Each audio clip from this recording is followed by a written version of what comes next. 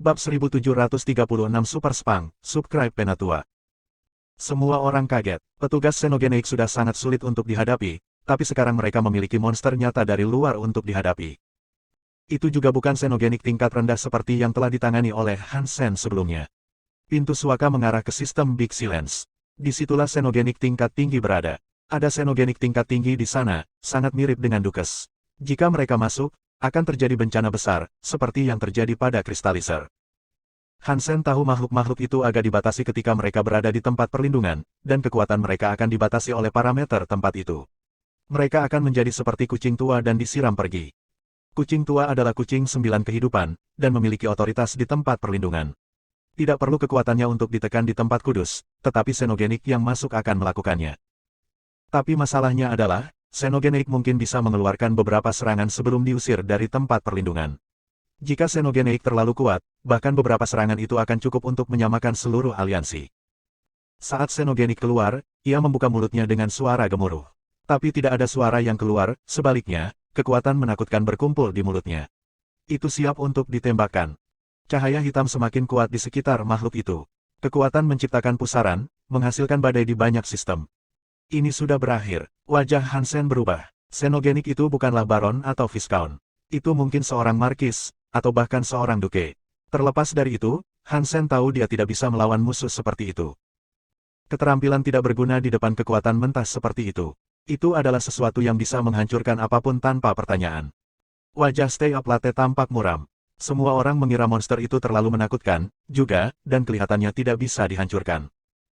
Aku harus mencoba. Hansen tahu dia tidak bisa melawannya, tapi dia juga tidak bisa hanya duduk diam dan menunggu akhir yang menyedihkan. Dia tiba-tiba berubah menjadi kera perak setinggi 3 meter.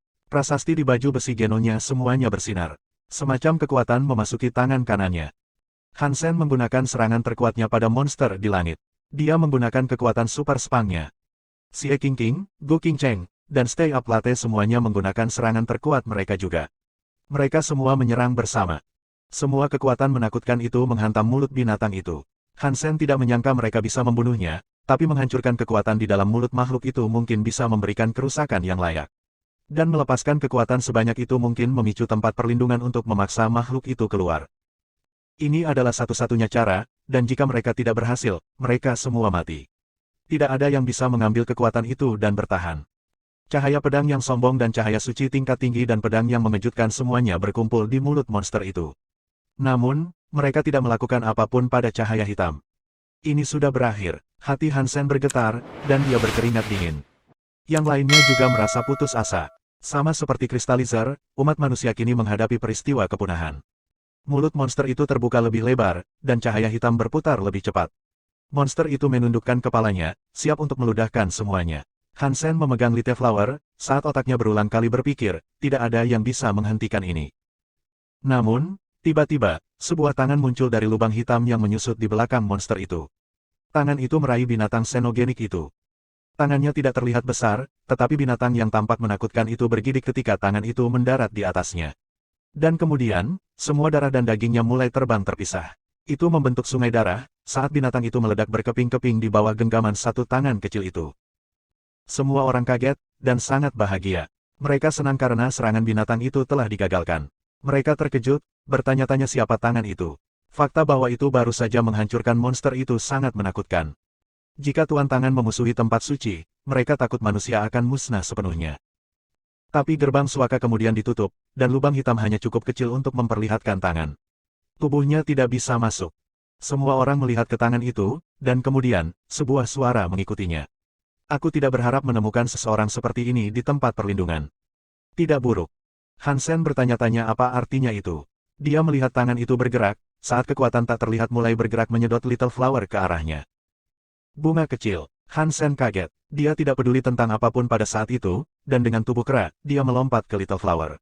Dia ingin menghentikan Om Little Flower yang ditarik oleh tangan. Tapi kekuatannya terlalu kuat untuk disangkal. Itu menarik Hansen ke tangan juga. Tangannya tidak terlihat besar, tetapi ketika mereka mendarat di atasnya, mereka terasa sekecil semut di tengah telapak tangannya. Sebelum ada yang melakukan sesuatu, tangan itu meraih mereka berdua dan ditarik kembali melalui lubang hitam. Lubang hitam itu juga menghilang. Ji Yanran hampir pingsan. Luolan dan Han Yufei sangat khawatir, tetapi tidak ada yang bisa mereka lakukan. Gerbang suaka ditutup, dan mereka tidak bisa keluar. Meskipun belum ditutup, mereka tidak bisa berharap untuk melawan satu jari pun dari tangan itu. Hansen dan Little Flower tidak akan dibunuh begitu saja. Xie Qingqing melihat ke langit. Aku tidak pernah berharap sesuatu yang begitu kuat bisa ditemukan di sini. Aku juga harus keluar. Petik 2. Setiap orang memiliki ekspresi yang rumit di wajah mereka. Gu Qingcheng mendekati Zero, dan berkata, Zero, bagaimana kamu memanggil Hansen ke sini? Bisakah kamu melakukannya lagi? Petik 2. Zero menggelengkan kepalanya. Ini mengaktifkan dirinya sendiri, dan aku tidak dapat mengontrolnya. Aku tidak tahu bagaimana melakukannya lagi. Petik 2. Gu Qingcheng tidak menanggapi. Dia hanya mengangkat pedangnya pure dan menebas ke arah kepala Zero. Apa yang sedang kamu lakukan? Semua orang kaget. 1737 tahta Istana Langit. Hansen memegang Little Flower, dan saat dia melakukannya, dia merasakan kekuatannya padam. Dia jatuh ke tanah dan hampir mematahkan tulangnya. Setelah mendapatkan penglihatannya kembali, Hansen melihat istana yang rusak di sekitarnya. Itu terbuat dari batu giok dan logam, dan sepertinya dia telah berakhir di surga. Semuanya rusak, dan ada celah selebar lembah di seberang istana. Apa yang terjadi di sana, Hansen tidak tahu. Hansen berdiri di atas sebuah plakat emas. Ada simbol-simbol aneh terukir di atasnya, yang tidak bisa dia lihat. Tidak jauh dari Hansen berdiri seorang pria dengan pakaian hijau. Dia tersenyum pada Little Flower, yang ada di pelukan Hansen. Sepertinya pria itu sedang memeriksa barang antik kuno. Tapi Little Flower tampak ketakutan. Hansen memeluk anaknya dengan erat, dan dia berdiri dari lantai. Hansen berkata, terima kasih telah membunuh binatang Xenogene. Tapi kenapa kamu membawa kami ke sini? Petik 2. Pria itu bahkan tidak memandang Hansen. Dia hanya memandang Little Flower. Aku membutuhkan satu siswa lagi. Anak ini terlihat baik. Biarkan aku membawanya. Petik 2. Jika kamu ingin menerima putra aku sebagai siswa, setidaknya beritahu aku siapa kamu dan beritahu aku di mana kita berada. Hansen tidak ingin Little Flower memiliki tuan, tetapi pria itu jelas cukup menakutkan. Jadi, dia setuju dengan itu. Jika pria itu ingin mengambil Little Flower dengan paksa, tidak peduli kekuatan apa yang bisa dikumpulkan Hansen, itu tidak akan cukup untuk menghentikannya. Saat ini terjadi, pandangan pria itu berpaling dari Little Flower. Dia sekarang menatap Hansen. Aku adalah Raja Sky Palace. Kamu memiliki anak yang luar biasa. Jika dia mengikutiku, dia bisa menjadi sangat kuat. Kamu tidak bisa membayangkannya. Petik 2. Hansen belum pernah mendengar tentang Istana Langit sebelumnya, tetapi melihat pria itu pasti faksi yang sangat kuat. Aku senang seseorang yang kuat seperti kamu ingin menjadikan putra aku sebagai murid, tetapi dia masih muda. Dan aku harap kamu bisa menyetujui aku ikut dengannya, kata Hansen. Pria itu menggelengkan kepala. Kamu terlalu lemah. Kamu tidak bisa pergi ke Sky Palace. Petik 2. Aku tidak berharap diri aku menjadi seorang siswa. Aku bisa menjadi petugas kebersihan atau semacamnya, kata Hansen. Kamu terlalu lemah untuk memasuki istana, jadi berhentilah bicara. Pria itu terdengar kesal, dan dia mengulurkan tangan untuk meraih Little Flower. Hansen merasakan kekuatan luar biasa datang dan mencoba merebut Little Flower, tetapi dia memegangi putranya dan ditarik juga. Pria itu tampak seolah-olah dia tidak peduli sedikit pun tentang keluarga. Dia meraih Little Flower dan mencoba membawanya pergi dari Hansen. Ayah, Little Flower kaget. Dia mencoba menggunakan cahaya sucinya, tapi itu tidak bisa mengalahkan kekuatannya. Dia masih ditarik. Hansen meraung. Dia berjalan maju dan mencoba meninju tangan pria itu. Ledakan. Ketika tinju Hansen mengenai telapak tangan pria itu, dia tidak bisa melukai telapak tangannya, dan lengannya langsung patah. Kamu adalah ayahnya, jadi aku akan memaafkanmu atas ketidakhormatan ini. Aku akan mengubahmu menjadi debu, jika kamu adalah orang lain. Pria itu mendengus dan menarik Little Flower lagi. Kaki Hansen melepaskan kekuatan. Dia mundur setengah langkah dan menarik diri. Ledakan. Lampu merah di belakang Hansen bersinar, berubah menjadi pusaran merah. Sebelum pria itu bisa meraih Little Flower lagi, pusaran itu memakan Hansen dan anak itu. Mereka tiba-tiba menghilang. Sial, dia adalah keturunan dari garis keturunan kucing 9 kehidupan. Wajah pria itu berubah, saat dia mengertakkan gigi. Di alam semesta aliansi, Gu Qingcheng mengayunkan senjatanya ke kepala Zero. Saat pedang itu menyentuh kulitnya, semua orang menatapnya tanpa berkata-kata. Lampu merah di belakang Zero bersinar seperti bunga.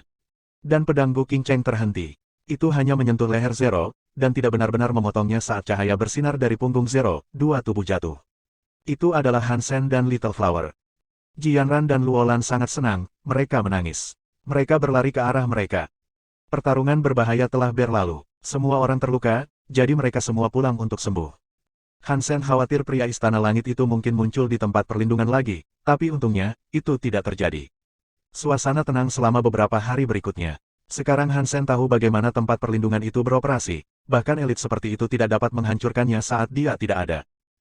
Han Sen juga cukup senang dia kembali ke aliansi, tetapi dia masih khawatir. Tato kucing 9 kehidupan terlalu aneh. Han Sen bisa bepergian antara tatonya dan tato Zero. Bukan itu dia yang paling mengkhawatirkan. Dia sangat khawatir jika kucing tua memiliki kekuatan itu, kucing itu juga bisa memanggil Han Sen. Itu pernah terjadi padanya sebelumnya, dan dia yakin itu akan terjadi lagi. Jadi, Han Sen ingin mempelajari lebih lanjut tentang tato kucing 9 kehidupan. Dia dan Zero tidak dapat mengontrol kekuatannya, tetapi jelas ada sesuatu yang memicu aktivasi tato tersebut. Ketidakpastiannya membuat kesal Han Sen. Han Sen tidak bisa mengetahuinya. Tidak lama kemudian, keluarga Luo menghubungi Luolan. Luo Haitang berharap Luolan bisa membawa Han Sen, Han Yan, dan Little Flower untuk menemuinya. Meskipun Luo Haitang tidak dapat menjelaskan tentang semua itu, Luolan dapat menebak alasannya. Mereka mengadakan pertemuan keluarga, dan akhirnya mereka memutuskan untuk pergi menemui keluarga Luo. Han Sen tidak keberatan. Jika Luo Haitang mengatakan yang sebenarnya, dia tidak punya banyak waktu tersisa. Pria itu telah membesarkan ibu Han Sen, dan bahkan jika Luolan tidak secara eksplisit mengatakan dia ingin bertemu dengannya, jelas dia melakukannya. Selain keluarga Han, mereka juga membawa serta Baoer. Apa dia benar-benar, Luolan mau tidak mau bertanya kepada Han Sen tentang Luo Haitang. Han Sen menggelengkan kepalanya, itu yang dia katakan padaku. Aku tidak tahu apakah itu benar. Petik 2. Wajah Luolan tampak sedih. Orang-orang menyukainya, aku tidak berpikir dia akan berbohong tentang ini. Aku harap dia baik-baik saja. Petik 2. Han Sen menghela nafas. Ketika mereka mencapai planet keluarga Luo, Luo Li menyambut mereka. Tapi bahkan Luo Li tampak mengerikan.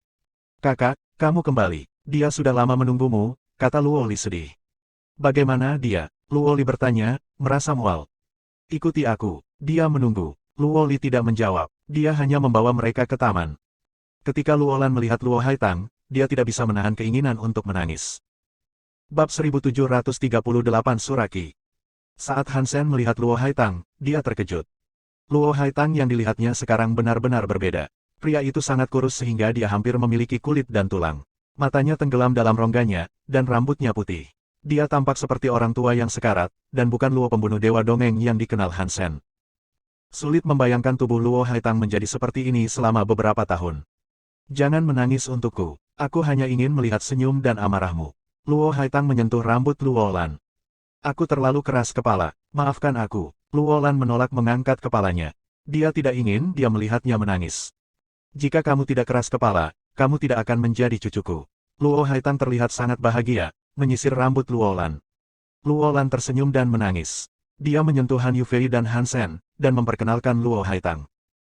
Senang melihatmu di sini. Luo Haitang menerima busur mereka dan kembali tersenyum pada Luolan. Jika kamu mau, kamu bisa tinggal bersama kami.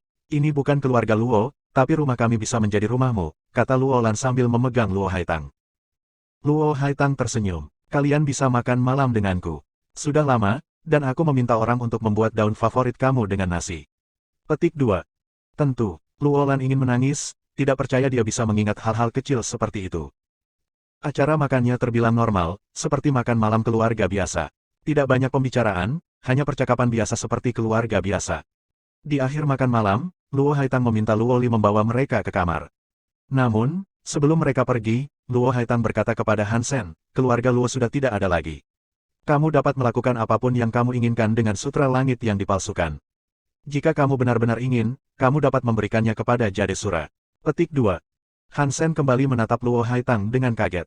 Wajah kurus itu memperlihatkan senyuman, tetapi telah memerah, dan mata di dalamnya cerah. Ketika Han Sen melihat ini, hatinya terasa tidak enak. Kekuatan hidup Luo Haitang sangat kuat pada saat itu, dan jelas dia akan mati. Dia tidak berpikir mereka akan bertemu lagi setelah itu. Han Sen berhenti dan melihat kekuatan hidup Luo Haitang. Dia tidak terlalu peduli tentang masalah keluarga Luo, tapi Luolan dan Luo Haitang punya hubungan. Dan Han Sen tidak ingin melihat ibunya kesal. Tubuh Luo Haitang berantakan. Itu adalah tubuh manusia, tapi dia memiliki suraki. Ketika manusia mempraktekkan kekuatan Shuro, itu adalah keajaiban bagi mereka untuk bertahan selama ini. Luo Haitang tidak seperti Zero. Dia memiliki darah sura dan bisa menggunakan sura Cheng. Tubuh Luo Haitang akan rusak jika dia menggunakan sura Cheng. Itu adalah sesuatu yang hanya bisa dibayangkan oleh sedikit orang. Hansen tahu bahwa setiap kali pria itu menggunakannya, rasa sakitnya akan menyiksa. Luolan menyuruh mereka pergi, tetapi Hansen berbalik. Dia berdiri di depan Luo Haitang dan meletakkan tangannya di dada lelaki tua itu. Apa yang sedang kamu lakukan? Luo Li kaget. Dia mulai berlari ke arahnya, tetapi Han Yufei menghentikannya. Han Yufei berkata dengan dingin, jika Hansen ingin membunuhnya, tidak ada yang bisa kamu lakukan untuk menghentikannya. Luo Li berhenti meronta. Bukan hal yang baik untuk diberitahu, tapi itu memang benar. Tanpa pembunuh Dewa Luo, keluarga itu kemungkinan besar juga akan jatuh. Luo Li tahu Luo Haitang sedang sekarat. Dan pada titik ini, Hansen jauh lebih kuat dari Luo Haitang di masa jayanya. Tidak apa-apa, Luo Haitang mengangguk ke Luo Li, lalu berkata kepada Hansen, Han kecil, kamu tidak perlu repot dengan ini. Aku tahu apa yang terjadi. Petik 2. Hansen tidak mengatakan apa-apa, tapi dia menggunakan Dongsuan Aura untuk menutupi Luo Haitang. Kemudian, dia menggunakan ledakan Yin Yang untuk meninju. Masalah Luo Haitang adalah fakta bahwa surakinya tidak dapat digabungkan dengan tubuhnya.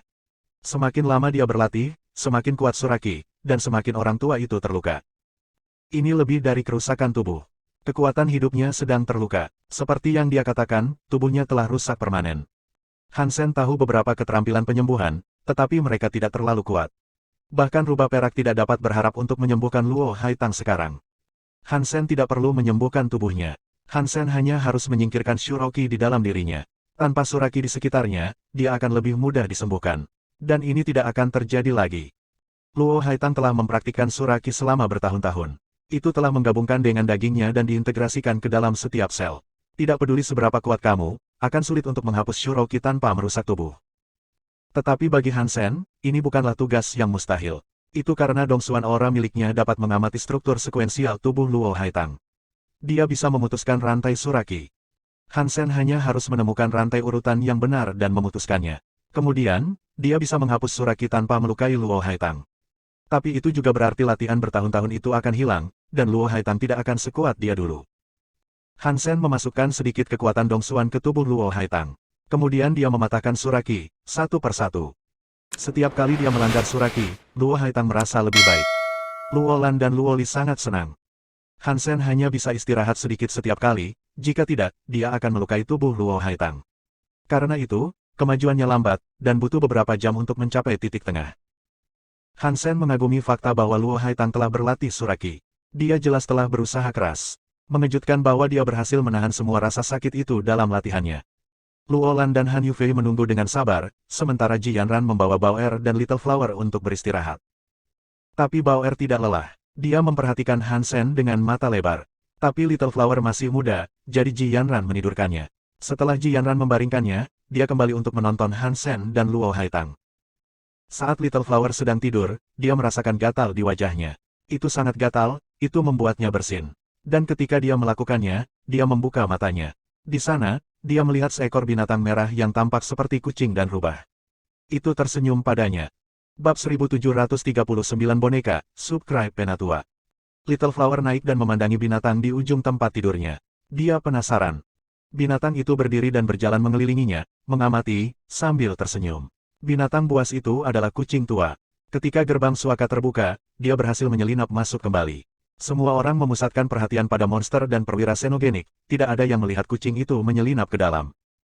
Kamu adalah Little Flower. Kucing tua berjalan berkeliling lagi sebelum duduk di depan Little Flower. Dia menatap anak itu dan tersenyum. Little Flower mengangguk, dan dengan rasa ingin tahu, dia bertanya, apakah kamu kucing? Kucing tua berkeringat dingin, mulutnya bergerak-gerak, tetapi dia masih berkata, bunga kecil, apakah kamu ingin bermain game? Tidak, Little Flower menggelengkan kepalanya. Kenapa tidak? Ini akan menyenangkan. Kucing tua tampak tertekan. Ibu menyuruhku untuk tidak menggertak binatang. Little Flower berbicara dengan serius. Kucing tua hampir tersedak. Dia memutar matanya dan mengeluarkan barang di depannya. Dia berkata, bunga kecil, jika kamu memenangkan permainan ini, aku akan memberikan ini kepadamu.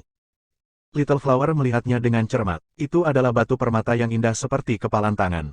Asap atau kabut yang tampak indah menyelimuti itu. Melihat Little Flower tidak menunjukkan minat, kucing tua berkata, bagaimana kalau begitu? Jika kamu hanya bermain dengan aku akan memberikan ini kepada kamu. Tapi Little Flower menggelengkan kepalanya. Ibu bilang aku seharusnya tidak menerima hadiah dari orang asing. Kucing tua ingin menggertakkan giginya, tapi dia dengan cepat berkata, kalau begitu kita harus main game. Jika kamu menang, itu milik kamu. Petik 2. Little Flower memandangi batu permata itu, lalu memandang kucing tua. Dia berkedip dan berkata, jika aku menang, dapatkah aku tidak memiliki batu permata? Bisakah aku memiliki boneka sebagai gantinya? Petik 2. Boneka apa? Kucing tua tidak tahu apa yang dibicarakan Little Flower. Little Flower memandang kucing tua dan bertanya, bukankah kamu boneka Al? Kamu bonekanya. Kalian semua boneka. Kucing tua marah dengan pertanyaan itu, dan dia menahan keinginan untuk memukul Little Flower. Dia memaksa dirinya untuk tersenyum dan berkata, oke, tapi hanya jika kamu menang. Bagus. Ayo main gamenya. Little Flower bertepuk tangan. Kucing tua, mendengar bahwa bunga kecil akhirnya ingin bermain, menghela nafas. Dia menyentuh tubuhnya dan mengeluarkan sebuah kotak. Apakah kamu seorang Doraemon? Little Flower bertanya pada kucing tua, matanya melebar. Kucing tua mengabaikan pertanyaan itu dan hanya membuka kotak itu. Ada sebuah buku di dalamnya. Kucing tua mengeluarkan buku itu dan membukanya ke halaman pertama. Ada gambar di atasnya, tubuh manusia dalam posisi yang aneh. Ada banyak titik hijau dan merah. Itu adalah gambar yang rumit. Bunga kecil, ini permainannya. Kamu harus meniru postur aku. Jika kamu bisa, kamu menang.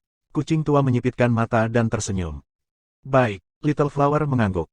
Kalau begitu, perhatikan baik-baik, kata kucing tua, lalu mengambil posisi yang aneh, sesuai dengan buku itu. Animasi di dalam buku itu tampak aneh, dan fakta bahwa itu dilakukan oleh seekor kucing membuatnya semakin aneh. Little Flower memandang Old Chat dan menirunya. Bagi Little Flower, itu tidak sulit, karena dia memiliki tubuh yang sangat lentur. Cobalah bernapas seperti aku, kata kucing tua. Dia mempertahankan posisinya, tetapi mulai bernapas dengan ritme yang aneh. Little Flower mengikuti, dan itu bukan masalah besar.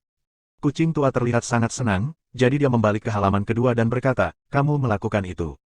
Wow, ayo coba selanjutnya. Petik 2. Kucing tua mengikuti instruksi dalam buku, dan menghidupkan dirinya sendiri dalam posisi yang ditunjukkan.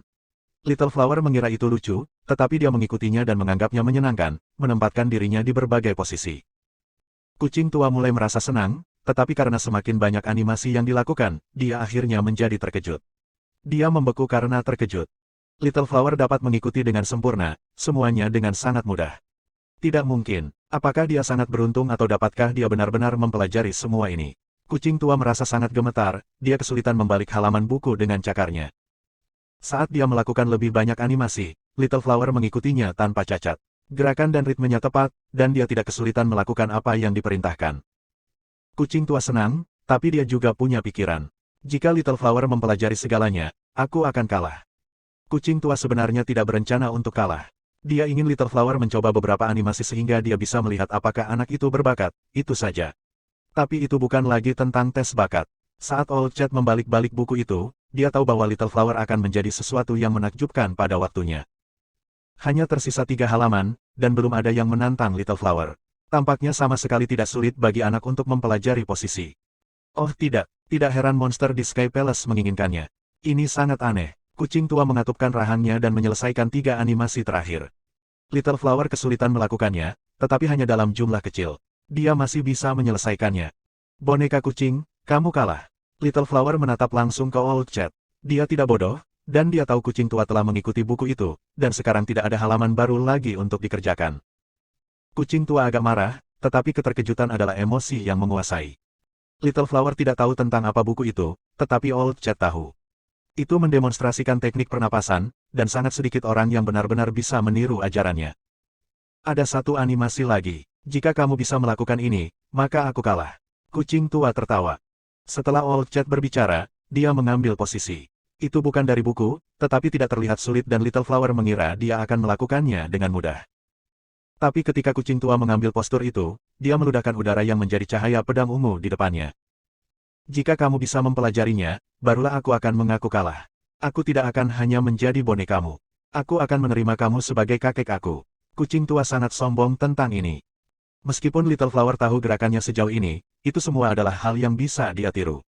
Mempelajari sesuatu seperti yang baru saja dilakukan kucing tua bisa memakan waktu bertahun-tahun. Kamu tidak bisa begitu saja menghasilkan pedang dengan sekejap. Tapi detik berikutnya, kucing tua terkejut. Bunga kecil membuka mulutnya, dan cahaya pedang muncul di depannya. Bab 1740 Labu Matang. Han Sen menghabiskan sepanjang hari melanggar Suraki di Luo Haitang. Dia mungkin telah menyelamatkan nyawa Luo Haitang, tapi kekuatan pembunuh Dewa Luo sudah mati. Luo Haitang menanggapi dengan baik. Dia tidak dapat menggunakan sutra langit yang dipalsukan tanpa kekuatan perubahan Shuro, jadi dia memberikannya kepada Hansen dan meminta agar dia melakukan apapun yang dia inginkan. Meskipun Hansen tidak terlalu peduli dengan sutra langit yang dipalsukan, itu adalah masalah bagi Han Yan. Jadi, dia berencana mengunjungi Shuro dan menyelesaikannya. Ditambah lagi, Hansen masih ingin mencari tahu hubungan antara Shuro dan Asura. Dia tinggal dengan keluarga Luo selama beberapa hari, tetapi sebelum dia kembali, Bauer berkata dia ingin kembali ke tempat suci. Hansen bertanya mengapa, dan dia berkata bahwa itu karena labu telah matang dan dia sekarang ingin melihatnya. Hansen tidak tahu apakah dia bisa kembali. Dia mencoba masuk ke teleporter, dan berhasil. Mereka tiba di Aula Roh di Suaka Dewa keempat, tapi itu masih acak dan dia tidak tahu di mana dia berakhir. Ketika dia keluar dari teleporter, dua monster yang marah mendekat. Hansen hanya melambaikan tangannya, membuat mereka terbang dan disematkan ke dinding di dekatnya. Penghuni seluruh tempat penampungan terguncang setelah melihat itu, dan mereka tidak berani menyerang. Hansen menangkap makhluk yang berbicara dalam bahasa manusia, dan setelah mencari tahu di mana dia berada, dia dan Bauer pergi ke arah yang akan membawa mereka ke dunia bawah. Namun, Hansen tidak membunuh makhluk di sana. Tidak ada gunanya baginya untuk melakukannya, dan akan lebih baik jika dia menyimpannya untuk orang lain. Bauer memberitahunya bahwa labu telah matang. Dia tidak tahu bagaimana dia tahu, tapi dia yakin dia benar. Tidak ada alasan untuk ragu, dan Hansen sendiri ingin melihat apa yang ada di dalam labu tersebut. Hansen terus terbang ke arah dunia bawah, khawatir bahwa tetua roh kegelapan mungkin telah melakukan sesuatu pada labu tersebut. Hansen menyebarkan kekuatan hidupnya sendiri, sehingga orang lain akan tahu dia telah datang dan makhluk serta roh tidak akan mengganggunya. Mereka melakukan perjalanan ke dunia bawah. Dia langsung pergi ke tempat penampungan topeng untuk melihat Ling Meier, tapi dia sudah tidak ada lagi. Ular itu juga tidak ada di sana. Dia bertanya pada makhluk di mana mereka berada, dan dia diberitahu bahwa mereka telah pergi ke penampungan roh kegelapan. Hansen pergi ke penampungan roh kegelapan tanpa kesulitan atau keraguan. Penatua roh kegelapan tampak agak bosan di kebun anggur. Labu di sana bersinar seperti bola bercahaya, dengan luminansi yang cukup untuk menerangi seluruh tempat berlindung. Itu seperti mata air kehidupan yang bercahaya. Makhluk di dunia bawah tumbuh dengan cepat, dan banyak tanaman geno bermutasi dalam kehangatan cahayanya. Roh kegelapan menerima manfaat paling banyak, dan ini adalah hal yang baik. Dark Spirit pasti memiliki masa depan yang cerah, tapi Dark Spirit Elder tidak bisa mengambil labu atau memblokir Life Force. Beberapa hari kemudian, berita telah menyebar. Banyak elit datang, dan mereka juga penatua. Tetua roh kegelapan tidak ingin berbagi harta karun yang telah dipegangnya selama bertahun-tahun, dan sementara ada begitu banyak musuh, dia tidak dapat mengambil labu dan memindahkannya. Sepertinya roh kegelapan bisa hancur. Setelah itu, tetua roh kegelapan menetapkan beberapa aturan. Dia mengizinkan orang lain untuk datang ke tempat penampungan dan mencoba mengambil buahnya. Jika mereka bisa melepaskannya dari pokok anggur, maka itu milik mereka untuk dipelihara. Jika gagal, mereka harus pergi dan tidak pernah mengganggu mereka lagi. Semua tetua lainnya memiliki masalah yang sama dengan tetua roh kegelapan. Tidak ada yang bisa mengambilnya. Penatua roh kegelapan senang bahwa semuanya sudah berakhir, tetapi penatua bis dan penatua bulu berharap untuk mengklaim tempat berlindung itu sendiri. Binatang, Bulu, apakah kamu ini tidak tahu malu? Kami membuat kesepakatan. Karena kamu tidak dapat mengklaimnya, kamu harus pergi. Sekarang kamu ingin menaklukkan tempat tinggal aku. Tidak peduli apapun untuk kontrak 100 suku. Roh kegelapan mencoba menahan amarahnya. Feather Elder tersenyum dan berkata, kami akan menjunjung tinggi kontrak. Kami tidak ingin mengambil perlindungan dari kamu, kami hanya ingin membagikannya. Jika kamu tidak ingin tinggal bersama kami, maka kamu selalu bisa bergerak. Petik 2. Cabul, kata Ling Meier, yang berada di dekat tetua itu. Bulu tampak dingin. Dia menembakkan panah ke arah Ling Meier, dengan dingin berkata, aku sedang berbicara dengan tetua kamu. Kamu tidak memiliki peringkat yang layak untuk berbicara dengan aku. Petik 2. Tetua roh kegelapan dikejutkan oleh pelanggaran mendadak itu. Dia memukul panah itu dan melindungi Ling Mesaya, dengan marah berteriak, Feather. Jangan lakukan itu. Begitu, biar aku jelaskan hari ini. Teman-teman Dark Spirit, pergilah. Jika tidak, persiapkan diri kamu untuk menjadi pupuk bagi harta karun. Beast Elder bahkan tidak mencoba berpura-pura sopan. Dia menatap para anggota roh kegelapan dengan tatapan jahat, seolah dia lapar dan ingin memakan mereka. Roh kegelapan sangat marah, tetapi melihat musuh kelas tua, mereka tidak berani mengatakan apapun. Yang bisa mereka lakukan hanyalah menatap dengan wajah murung. Tetua roh kegelapan tampak muram. Dia harus melepaskan tempat berlindung yang telah dia tinggali begitu lama, dan harta bersama itu.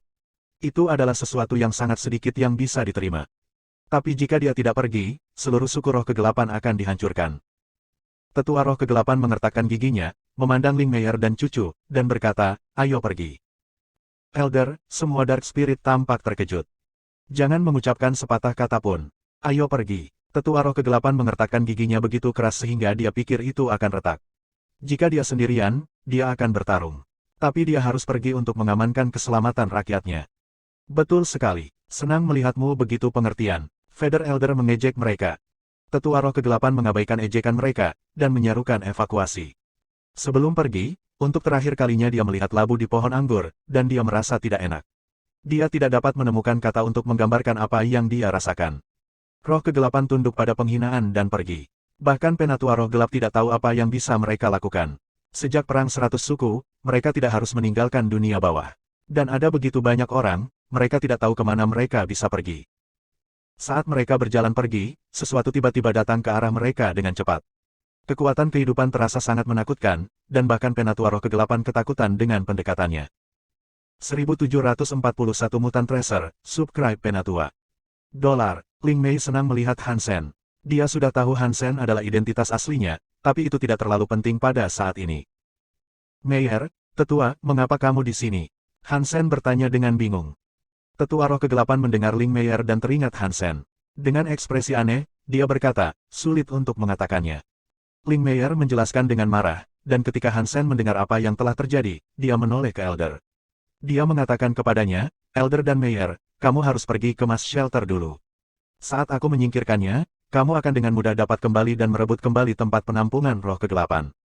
Petik 2. Kita bisa pergi dan menghadapi orang jahat di sampingmu. Ling Mei mengayunkan tinjunya. Tidak apa-apa, kalian harus pergi ke penampungan topeng dan menunggu, kata Hansen. Dia tidak bisa mengambil labu jika Ling Meier ada di sana. Setelah meyakinkan mereka untuk pergi, dia membawa Bauer ke penampungan roh kegelapan bersama mereka. Kabar baiknya, mengetahui labu masih ada. Elder, bisakah kita mempercayai pria itu? Salah satu roh gelap bertanya pada tetua roh kegelapan. Dia tidak bisa ditebak. Apapun masalahnya, bertemu dengannya bukanlah sesuatu yang bisa kau abaikan, Elder roh kegelapan berkata dengan serius saat dia melihat mereka. Tapi dia menuruti permintaan Hansen, dan dia memerintahkan rakyatnya untuk berlindung di penampungan topeng. Dia sendiri, bagaimanapun, pergi ke penampungan roh kegelapan sendirian. Hansen sedang memikirkan bagaimana dia bisa mendapatkan labu itu. Dia tidak ingin menyakiti Ling Meier melalui pencuriannya, jadi kejadian ini telah menyelamatkannya dari beberapa masalah. Terlepas dari itu, para tetua elit yang menempati tempat penampungan praktis bukan apa-apa bagi Hansen sekarang. Bauer melihat ke tempat perlindungan dengan penuh semangat. Kekuatan hidup yang besar memancar darinya, membuat makhluk dunia bawah lebih kuat. Hansen tidak bisa melihat labu itu, tapi dia tahu ini bukanlah sesuatu yang umum di tempat suci Dewa Keempat. Para tetua dan yang lainnya semua menatap labu itu. Meskipun mereka mungkin telah berlindung, mereka masih tidak bisa mengambil labu tersebut. Labu itu seperti kristal emas, hanya sedikit lebih besar dari tangan manusia. Tapi itu adalah benda yang sangat kokoh. Bahkan elit kelas tua tidak bisa merusak tanaman merambatnya. Feather, kamu tahu banyak. Tahukah kamu apa ini? Beast Elder bertanya pada Feather Elder. Feather Elder berkata, aku tidak tahu, tapi ini jelas bukan sesuatu dari tempat suci Dewa Keempat, itu pasti datang dari suatu tempat jauh di atas. Roh kegelapan memiliki hal ini selama bertahun-tahun. Sekarang milik kita, tapi kita tidak bisa menerimanya. Aku tidak merasa aman. Apakah benar-benar tidak ada cara untuk menurunkannya? Kata Beast Elder. Saat mereka membahas masalah tersebut, seseorang tiba-tiba muncul. Pria itu mengenakan baju besi, jadi kamu tidak bisa melihat wajahnya. Ada seorang gadis kecil bertengger di bahunya, dan mereka berdiri di depan labu, melihatnya. Para tetua sangat marah atas gangguan itu, mereka siap untuk segera menghancurkan pasangan itu. Tapi sebelum mereka bergerak, koin jatuh dari langit seperti hujan. Semua makhluk di sekitar terkena setidaknya satu dari mereka, terutama Beast dan Feather. Mereka tidak dapat menghindari koin, yang tertanam kuat di atas kepala para tetua. Ledakan. Semua pada saat bersamaan, makhluk itu jatuh ke tanah. Bahkan para tetua pun melakukannya. Mereka semua terbaring di lantai, tidak bisa bangun, tidak peduli seberapa keras mereka mencoba. Namun, Hansen tidak meluangkan waktu untuk melihat mereka. Dia tetap sibuk dengan menatap labu. Tetua roh kegelapan terkejut saat dia melihat mereka dari kejauhan. Dia tahu Hansen kuat, tapi dia tidak pernah bisa menduga dia sekuat itu. Beast Elder dan Feather Elder adalah musuh yang kuat. Dari semua tetua lainnya di sana, tidak ada yang lebih kuat dari keduanya. Tapi Hansen bahkan tidak harus melihat atau bergerak untuk menekan mereka semua. Itu adalah tampilan yang luar biasa. Apakah kamu Mr. Dollar? Beast Elder berteriak, dengan ketakutan yang sebenarnya. Kami tidak tahu kamu ada di sini. Mohon maafkan kami. Para tetua lainnya mendengarnya, dan bereaksi sama. Mulai sekarang, kamu tidak bisa memasuki dunia bawah. Jika kamu melakukannya, suku kamu akan dihancurkan. Hansen berbicara kepada mereka, tetapi bahkan tidak melirik mereka sekilas. Beast Elder tiba-tiba merasakan tekanannya lenyap. Dan kemudian, dia dan yang lainnya bangun. Mereka berjanji untuk tidak pernah kembali lagi. Membawa anak buah mereka bersama mereka semua pergi. Untuk humans, makhluk adalah sumber daya yang tidak bisa muncul kembali. Jadi, Hansen tidak ingin membunuh mereka tanpa alasan. Dia pikir yang terbaik adalah membiarkan orang lain melakukannya dan mendapatkan sesuatu. Ketika semua orang pergi, Hansen menggunakan Dongsuan auranya untuk menutupi seluruh tempat berlindung. Lalu, dia melepaskan Baoer, yang sedang menggeliat karena ingin lari ke labu. Baoer sangat senang, dan dia melompat ke pohon anggur. Dia memeluk labu emas itu. Saat Baoer menyentuh labu itu jatuh dari tempatnya dan mendarat di dadanya. Item ini benar-benar terkait dengan Baoer. Hansen kaget. Dia mendengar Ling Meier dan sesepuh berkata bahwa mereka tidak dapat membuang labu tersebut, apapun yang mereka coba. Sekarang, Baoer berhasil menyelesaikannya hanya dengan satu sentuhan. Itu pasti ada hubungannya dengan dia. Pasti itu bukan saudara Baoer. Sungguh gila melihat bau kedua berlarian, pikir Hansen dalam hati, sambil menatap labu. Tiba-tiba, labu emas yang dipeluk Baoer mulai bersinar. Itu terjadi dengan luminositas kembang api. Kabut keluar darinya, seperti air mancur. Kekuatan kehidupan yang muncul seperti naga, turun dari kabut. Musik juga bisa didengar. Hansen memandang labu dengan kaget. Kekuatan dari labu adalah sesuatu yang sangat membuatnya terkesan. Di tengah semua pemandangan aneh ini, bagaimanapun, sesuatu mulai meningkat. Ketika Hansen melihat, dia menjadi lebih terkejut. Setetes darah keluar dari labu. Itu terlihat seperti air mata. Sepertinya itu telah ditempa dari kristal emas, dan ada cahaya aneh di dalamnya. Ketika darah emas naik, pemandangan aneh mulai memudar. Labu di tangan Baoer menjadi pucat. Itu menjadi sedikit lebih dari debu. Kemudian, angin menyebarkan semuanya. Darah emas itu seperti hidup. Itu mendarat di dahi Baoer dan tenggelam ke dalam dirinya. Itu meninggalkan titik emas di tengah dahinya. 1742 berkembang lagi. Tubuh kecil Baoer ada di udara. Titik emas di dahinya mulai menyebar, mewarnai keseluruhan tubuh kecilnya dengan warna emas. Dia tampak seperti matahari kecil. Cahaya keemasan memiliki begitu banyak energi, Hansen bermandikan sinarnya. Dia merasa seolah-olah dia kembali ke dalam ibunya, berenang dalam kehidupan tenaga. Hati Hansen melonjak, dan dia melemparkan sutra darah pulsa, menyerap sebanyak mungkin kekuatan hidup Baoer. Sutra darah pulsa membutuhkan lebih banyak energi daripada keterampilan Hansen lainnya. Ini berbeda dengan sutra Dongsuan dan kisah Gen. Itu tidak merusak, tapi memiliki kekuatan hidup terkuat. Sutra darah pulsa didorong hingga maksimal di tengah-tengah energi ini. Darahnya mulai mendidih, seolah-olah hidupnya tiba-tiba tersulut. Darahnya menjadi api, mengalir deras melalui konstruksi tubuhnya. Hansen sangat senang. Dengan bantuan dari kekuatan kehidupan itu, darah puls sutra miliknya akan menerobos. Darah, tulang, dan selnya dimurnikan oleh darah api ini. Zat merah dilepaskan. Zat merah ini menutupi seluruh tubuh Hansen, dan terus berputar dan berputar, sampai itu membentuk baju besi pertempuran merah. Hansen telah menghasilkan baju besi Geno Mantra, jadi dia tahu untuk menjalankan sutra darah pulsa dan membantu menghasilkan baju besi. Keberhasilan Hansen dalam menghasilkan baju besi Geno merah membuatnya merasa seolah-olah dia memiliki lapisan tulang. Itu adalah bagian dari tubuhnya, seperti baju besi Geno Mantra, dan dia bisa mengendalikannya. Hansen sudah terbiasa dengan baju besi baru, tapi tiba-tiba berubah lagi dari mode baju besi. Evolusi kedua, Hansen sangat senang, jadi dia terus menjalankan sutra denyut darahnya sambil menunggu perubahannya. Sekarang Hansen bisa melihat persenjataan Geno apa yang akan dia terima sebagai seorang bangsawan. Baju besi Geno meleleh ke Hansen, menjadi darahnya. Saat Hansen mengira itu akan menjadi senjata Geno, itu masuk ke dalam dirinya. Xenogeneik, wajah Hansen berubah. Hal-hal tampaknya berjalan dengan cara yang tidak dia duga. Ada dua arah yang bisa terjadi dalam evolusi kedua seseorang. Salah satunya untuk menghasilkan senjata Geno, dan yang lainnya untuk dia berakhir bermutasi dan menjadi Xenogeneik sendiri. Hansen saat ini sedang menjalani evolusi keduanya, itulah situasinya sekarang. Baju besi Geno bergabung dengan tubuhnya untuk memicu mutasi. Hansen tidak ingin menjadi Xenogenik, karena tidak dapat dibalik. Itu sebanding dengan tubuh manusia, yang tidak bisa menjadi lebih muda. Jadi, dia tidak punya pilihan selain menonton itu terjadi. Apa aku akan menjadi salah satu monster itu? Hansen merasakan hawa dingin menjalar di punggungnya. Hansen telah melihat dua xenogenik sebelumnya. Mereka bukan hanya makhluk, mereka adalah mesin pembunuh. Hansen tidak tahu apakah mereka semua seperti itu, tetapi apapun masalahnya, dia tidak ingin berakhir seperti itu. Cairan merah dari baju besi Geno bercampur menjadi Hansen, masuk ke pembuluh darahnya dan menjadi satu dengan darahnya. Darah Hansen mulai mendidih, dan di dalam cairan merah itu meledak. Darah Hansen meledak di dalam pembuluh, menyebabkan dia sakit parah. Sepertinya dia menjadi bubuk. Darah ada di mana-mana, jadi Hansen juga merasakan sakit di mana-mana. Mutasi itu lebih menyakitkan daripada ditendang, atau melahirkan bayi. Hansen tidak bisa membantu tetapi berteriak. Kapal-kapal itu mengalami terlalu banyak perubahan, dan itu membuat kapal-kapal yang lebih kecil berputar dan menggeliat seperti ular. Pembuluh darah Hansen mencuat, seperti ular melingkari tulangnya. Tubuhnya merah, membuatnya terlihat seperti monster otot. Mutasi darah berlanjut, dan bagian tubuh lainnya segera terpengaruh. Meskipun tidak berubah secara dramatis seperti darahnya, kebugarannya meningkat. Hansen senang dia masih bangun sekarang, dan dia tidak merasakan keinginan untuk membunuh. Dia tidak kehilangan kendali atas siapa dirinya, tapi saat terjaga berarti rasa sakitnya lebih menyiksa. Mungkin itu mutasi, tapi tato 9 kehidupan kucing Hansen tiba-tiba menyala, memancarkan cahaya merah. Saat mutasi berlanjut, warna merah pada tato masuk ke dalam darah, bergabung dengan mutasi. Hansen tidak tahu apakah itu baik atau buruk, tetapi mutasi darahnya sekarang lebih gila dan lebih menyakitkan dari sebelumnya.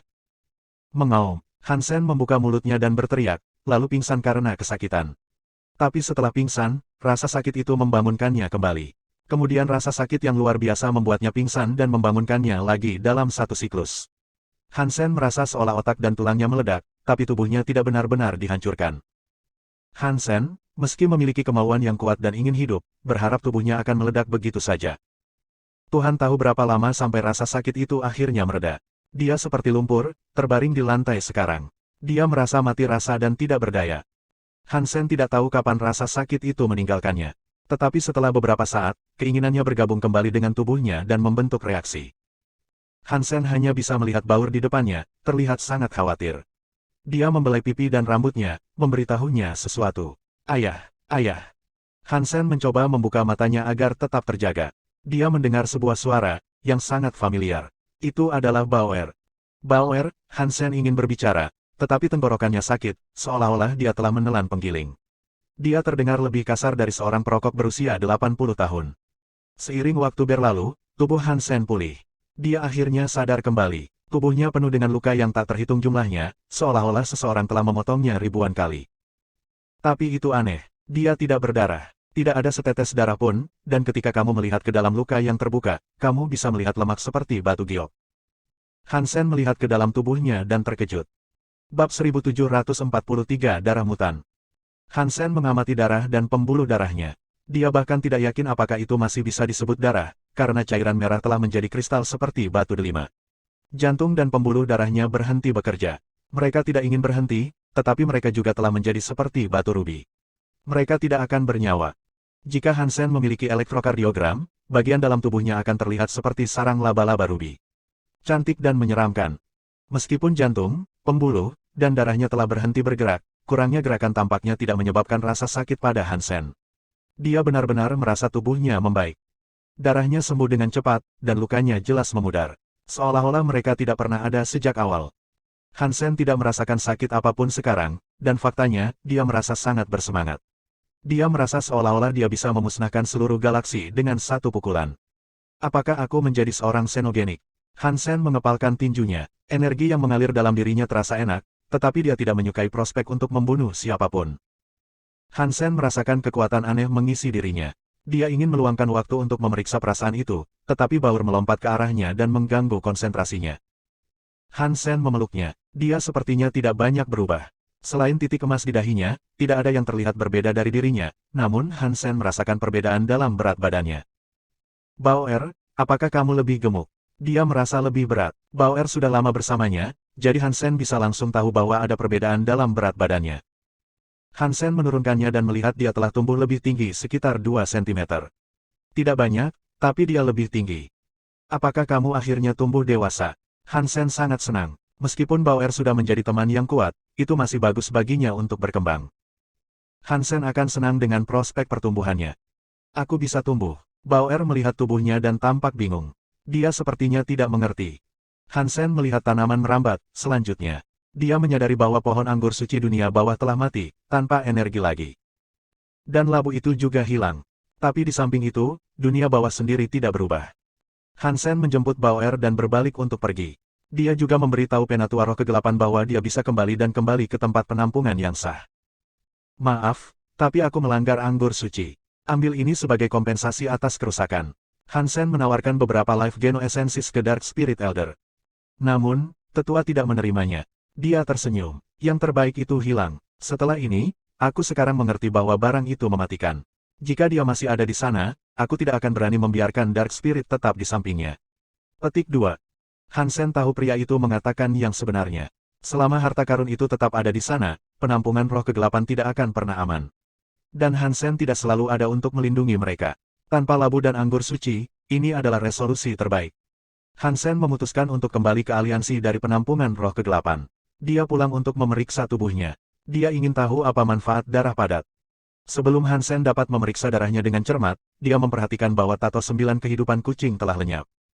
Apakah kucing 9 kehidupan terserap oleh darahku? Hansen memeriksa darahnya sendiri, dan mau tidak mau terkesan dengan keindahannya. Hansen mencoba menjalankan Blood Pulse Sutra, dan ketika dia melakukannya, darah padatnya mulai mencair.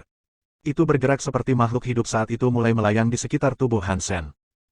Hansen semakin kuat, dan darah yang mengkristal meleleh semakin cepat. Hansen merasa lebih aman, mengetahui darahnya tidak merusak tubuhnya.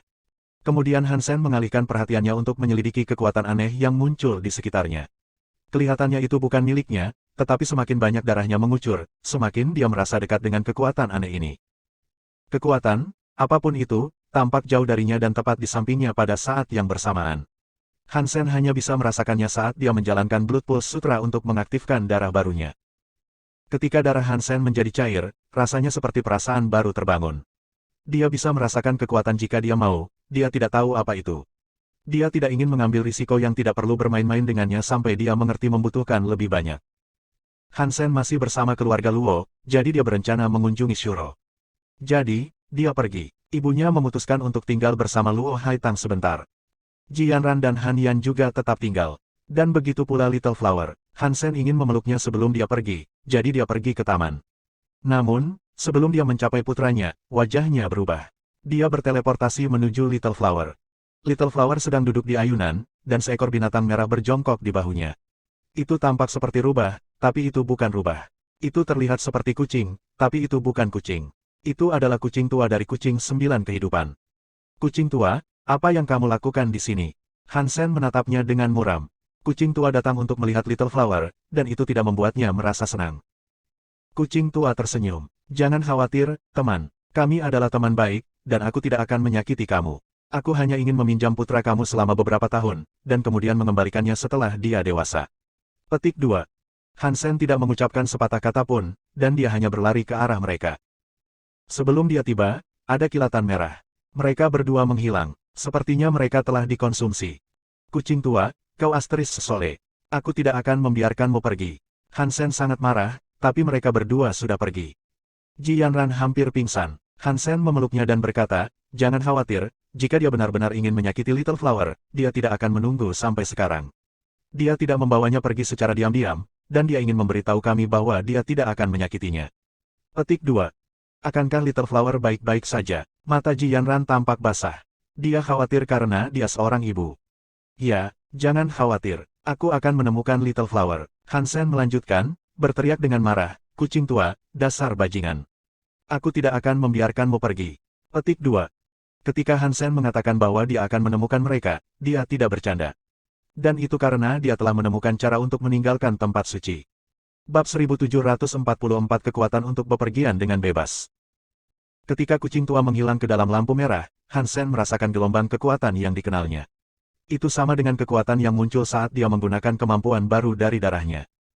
Sekarang Hansen tahu bahwa kekuatan aneh yang dia deteksi adalah jalan untuk meninggalkan tempat suci. Hansen tidak tahu apakah itu karena dia berlatih sutra darah pulsa atau apakah itu karena dia telah menyerap tato kucing 9 kehidupan, tapi sekarang kelihatannya dia bisa meninggalkan tempat suci. Hansen tidak punya waktu untuk berurusan dengan Shuro sekarang. Mereka bukan masalah untuk saat ini, dan dengan malaikat kecil, Golden Growler, Gu Qingcheng, dan Xie Qingqing, mereka bisa mengatasi Shuro saat dia pergi. Han Sen mengkhawatirkan Little Flower. Dia tidak mengira kucing tua akan membunuhnya, tapi dia tidak tahu pasti. Dia tidak merasa aman, tahu dia tidak bisa mengawasi bocah itu. Han Sen berkemas dan mengucapkan selamat tinggal pada Jianran. Dia menemukan tempat yang aman di mana dia bisa mencoba menggunakan kekuatan aneh untuk mengikuti kucing tua. Setelah dia menjalankan Blood Pulse Sutra, darahnya mulai mencair. Dia bisa merasakan kekuatan berputar di udara. Dia tidak ingin mengambil risiko apapun, jadi Han Sen menunggu semua darahnya mencair sebelum melakukan apapun. Namun, sebelum dia pindah, sebuah kekuatan mendarat padanya. Han Sen merasa seolah-olah dia berada di dalam teleporter. Hal-hal dalam penglihatannya dengan cepat berubah, tetapi pemandangan yang muncul di hadapannya tidak asing lagi. Itu adalah kamar mandi yang dia masuki sebelum Zero menariknya kembali ke aliansi. Toiletnya sama, tapi dia bisa melihat satu hal lagi yang berbeda. Ada seseorang yang berdiri di hadapannya. Itu adalah wanita KT. Celananya melingkari pergelangan kakinya, dan pantat seputih salju serta ekor kucingnya terlihat. Wanita itu menarik celananya dan melihat ke cermin. Dia membeku ketika dia melihat orang lain di sana, lalu dia menarik napas untuk menjerit. Han Sen melompat dan menutup mulutnya, berkata, "Jangan berteriak. Ini aku, Han Sen." Petik 2. Wanita itu bukanlah orang sembarangan, itu adalah petugas polisi Lance. Tangan Kiao mengalami kekacauan setelah Han Sen pergi. Wizard sekarang sepenuhnya bergantung pada Han Sen, jadi itu membuatnya gila untuk mengetahui bahwa dia telah menghilang. Dia akan mengira Han Sen adalah tipuan atau taktik dari grup emas hitam, tetapi fakta bahwa dia belum muncul di grup emas hitam adalah satu-satunya hal yang menghentikannya dan Lance untuk mempercayai itu. Mereka telah mencari Han Sen untuk sementara waktu, dan Lance sebelum menyerah. Dia menemukan seseorang yang mirip dengan Han Sen telah masuk ke kamar mandi ini dan menghilang. Itulah mengapa Lance ada di sini, berharap untuk menindaklanjuti petunjuknya. Ketika dia tidak dapat menemukan apapun pada awalnya, dia memutuskan untuk bersenang-senang. Namun, sebelum dia bisa menarik celananya, seorang pria muncul tepat di belakangnya.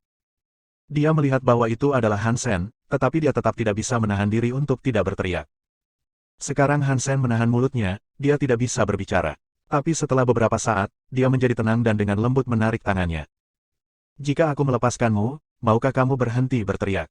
Aku tidak bermaksud untuk muncul di sini. Aku tidak berpikir itu ditempati, jadi," kata Han Sen, melepaskan tangannya. Lance memandang Han Sen dan kemudian menendang bola padanya. Han Sen akan bisa menghindari serangan itu, tetapi jika dia melakukannya, Lance tidak akan punya cara untuk melepaskan amarahnya. Jadi, dia memutuskan untuk tidak menghindar dan membiarkan dirinya terkena pukulan. Tapi setelah Han Sen berevolusi, tubuhnya menjadi lebih kuat. Pukulan itu tidak memengaruhinya, jadi dia berpura-pura jatuh sakit dengan berputar menjauh. Lan Sen mengancingkan celananya, memutar matanya, dan berkata, "Berhenti berpura-pura. Di mana kamu? Kamu tahu Kiao khawatir, berpikir sesuatu mungkin telah terjadi pada kamu." Petik 2. Sesuatu telah terjadi, dan aku harus pergi dan membereskannya. Aku minta maaf. Aku akan kembali sekarang. Han Sen berjalan keluar. Lance meraih lengannya dan memutar matanya lagi. Aku akan membawamu bersamaku. Kalau kamu menghilang lagi. Petik 2. Han Sen tidak melawan. Dia duduk di dalam mobil Lance garis bawah es dan pulang bersamanya. Kekuatan itu membawaku keluar dari tempat suci, tapi kenapa di sini? Kemana perginya kucing tua dengan Little Flower? Han Sen berpikir dengan cemas. Han Sen tidak tahu kemana Old Chat pergi, dan dia tidak bisa memikirkan alasan mengapa kucing itu datang ke sini. Lance membawa Han Sen kembali ke Kiao. Dia tidak bisa menjelaskan kemana dia pergi, jadi dia harus membuat sesuatu yang tidak masuk akal untuk cerita sampul. Tapi tidak ada yang bisa mereka lakukan tentang kebohongan Han Sen. Tapi setidaknya dia sudah kembali sekarang, dan itu membuat mereka sedikit lega. Ini sudah malam, jadi Kiao membiarkan Han Sen beristirahat. Dia telah belajar sesuatu tentang xenogenik, dan dia berencana memburunya besok dengan Han Sen sekarang kembali bersama mereka. Han Sen kembali ke kamarnya dan menggunakan sutra darah pulsa. Dia pikir dia bisa merasakan kekuatan, dan dia ingin melihat apakah dia bisa kembali ke tempat perlindungan itu dengan cepat. Dia ingat kucing tua tidak bisa, kalau tidak, dia tidak akan terjebak di sana. Dia masih diteleportasi. Saat darah Han Sen mencair, kekuatan di udara menjadi lebih kuat. Begitulah keadaan di tempat kudus. Han Sen memanggil kekuatan di udara, dan tak lama kemudian, dia menemukan dirinya kembali ke tempat suci, di mana dia berada. Berhasil, itu berarti aku dapat melakukan perjalanan antara luar dan tempat kudus kapanpun. Han Sen senang tentang ini. Tapi itu tidak akan membantu Han Sen menemukan Little Flower. Dia tidak tahu di mana putranya berada. Hansen tidak dapat menemukan Little Flower di tempat perlindungan, jadi dia menggunakan kekuatannya untuk berteleportasi kembali keluar. Saat lampu merah mengelilinginya, Baur muncul entah dari mana dan melompat ke arah Hansen. Hansen tidak bisa menghentikan proses teleportasi, dan kekuatan menariknya kembali dari aliansi. Hansen muncul di kamar Qiao dengan bayi di pelukannya. Dia memeriksa Baoer, dan dia tidak terluka atau apapun. Kekuatan ini bisa membawa orang lain juga. Itu sangat bagus, pikir Hansen, mempertimbangkan bagaimana dia mungkin menggunakan kekuatan di masa depan. Manusia ingin meninggalkan sistem Big Silence, tetapi mereka merasa tidak mungkin. Dengan kemampuan baru Hansen, risikonya tidak lagi ada. Bab 1745 Tempat Suci, Subscribe Penatua. Tungku tembaga yang tingginya 100 meter terhubung ke istana di awan. Jelas sekali bahwa tempat yang sangat besar itu dulunya sangat megah. Tapi tempat itu sekarang hancur. Itu kosong dan sunyi, bahkan langit telah meninggalkannya, meninggalkan istana itu gelap dan sedih. Kegelapan menyelubungi tempat yang dulunya indah itu, sehingga tidak ada hari esok. Di sekitar istana yang rusak itu, 4 lilin menyala. Mereka mengeluarkan sedikit cahaya, tetapi hanya di satu tempat kecil itu. Di kegelapan, seekor kucing merah tua sedang menggunakan giginya untuk membawa lampu yang berkedip-kedip dengan kasar. Mereka berjalan melewati kegelapan, menuju cahaya. Seorang anak laki-laki sedang berbaring di atas makhluk itu, tertidur lelap. Dia meneteskan air liur. Ketika kucing tua itu mencapai istana, seekor binatang yang tampak seperti iblis turun dari langit dan mendarat dengan berat. Matanya seperti lubang hitam saat berbicara dengan marah kepada kucing tua. Nine Life, kamu berani kembali. Sepertinya kamu tahu bahwa kamu harus membayar dengan nyawa kamu. Aku akan membunuhmu sekarang. Petik 2. Setelah itu, binatang itu membuka mulutnya. Sepertinya seluruh dunia akan ditelan. Tapi hidupnya bukan milikmu. Kamu tidak dapat menghapus dosa-dosanya dengan membunuhnya. Aku akan memasangnya, sehingga dia akan terluka selamanya. Itu akan menghapus dosa-dosanya. Seekor binatang merah berbicara, melangkah keluar dari kegelapan. Kamu salah. Hidupnya bukan milik siapapun. Aku akan membaginya menjadi 1000 nyawa yang lebih kecil, dan kemudian membunuh satu orang setiap hari. Membunuhnya dengan cara yang berbeda, setiap hari, pasti akan membuatnya menderita. Suara iblis menggelegar dari atas istana. Ada burung aneh dengan mata kejam di atasnya. Di mana kesenangannya? Jika ini aku akan membunuhnya perlahan. Aku akan menyiksanya setiap hari, tetapi tidak memberinya pembebasan kematian. Begitulah cara aku menghapus kebencian aku. Seorang wanita yang tampak menggoda keluar dari istana. Dia memandang kucing tua dengan kebencian. Dia terlihat sangat dingin. Kenapa kalian berencana membunuhku? Kami adalah teman baik. Kucing tua tampak seolah-olah telah dianiaya. Mengaum, keempat binatang itu meraung serempak. Seolah-olah mereka akan merobek kegelapan. Berani-beraninya kamu mengatakan kami adalah temanmu. Jika bukan karena kamu, kami tidak akan menderita begitu banyak kesakitan. Tempat kudus tidak akan berada dalam kondisi seperti itu. Aku ingin membunuhmu dan meminum darahmu. Keempat binatang itu mengelilingi kucing tua, mengutuknya dengan getir. Teman, jangan seperti ini. Aku benar-benar datang ke sini untuk menyelamatkan kamu. Kucing tua menghadapi makhluk menakutkan itu saat dia berbicara, senyuman masih tersungging di bibirnya. Selamatkan kami bagaimana? Wanita itu menatapnya dengan jijik. Kucing tua tidak akan membiarkan yang lain berbicara, dan segera, dia menurunkan Little Flower. Keempat monster itu memandangi Little Flower yang sedang tidur. Apa ini? Beberapa makanan yang ingin kamu bagikan. Itu bahkan tidak terlihat memuaskan, dan kamu berharap itu akan membuat kami ingin memaafkanmu. Kata binatang raksasa dengan dingin. Jika kamu memakannya, tempat suci tidak akan pernah lagi memiliki cahaya matahari. Kucing tua berhenti tersenyum, dan dengan tatapan serius, melanjutkan dengan berkata, dia akan menjadi anak suci. Dia akan membuat tempat suci bersinar sekali lagi. Dia akan membuat dunia merasakan ketakutan sejati. Petik 2. Apakah kamu bercanda? Kamu berada di tempat perlindungan selama bertahun-tahun.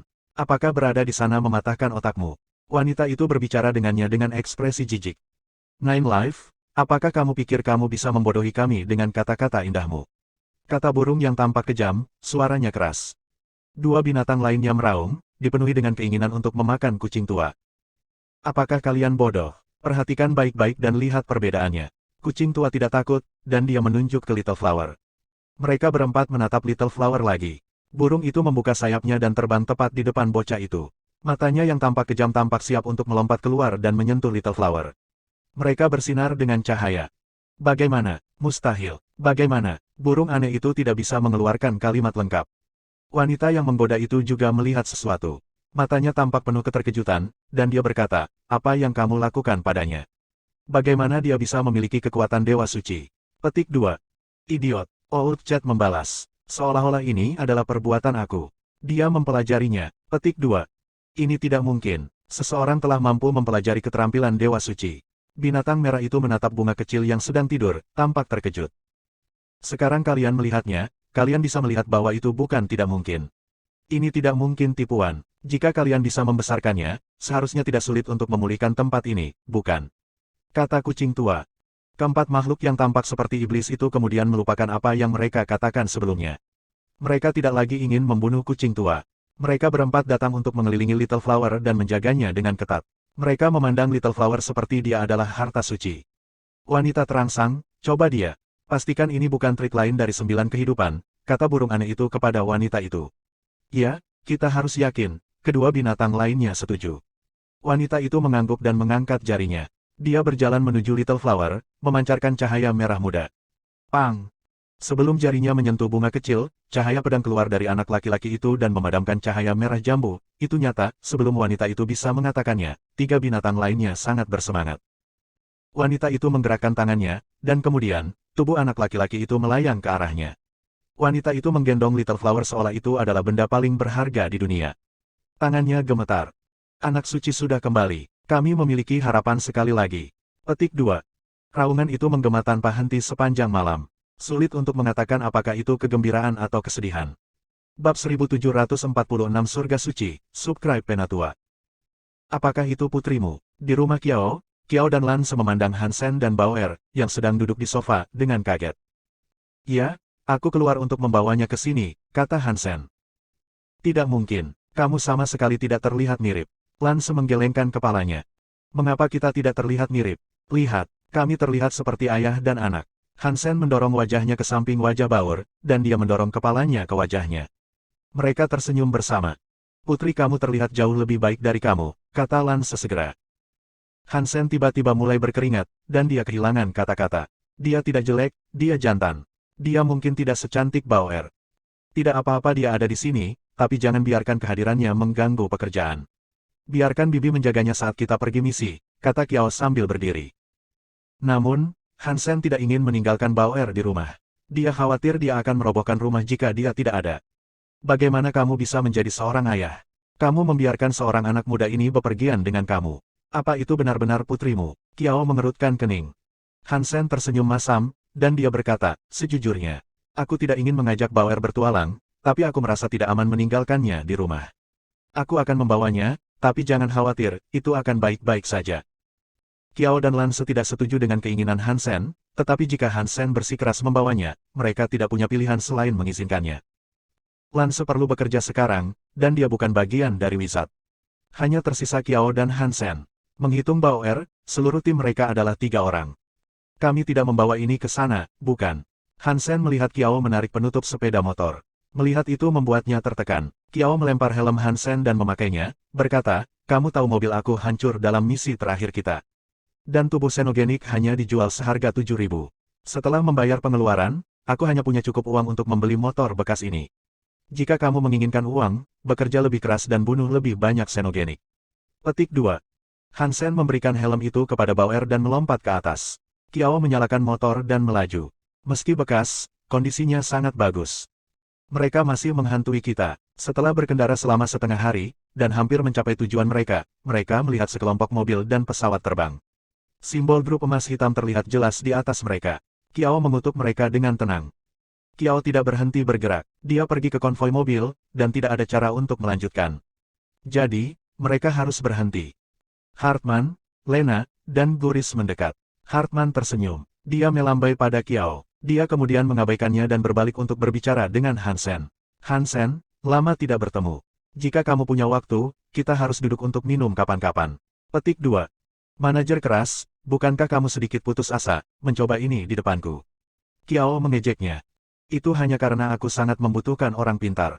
Jadi, Hansen, apakah kamu punya waktu? Bagaimana kalau kita pergi ke suatu tempat yang tenang dan berbicara?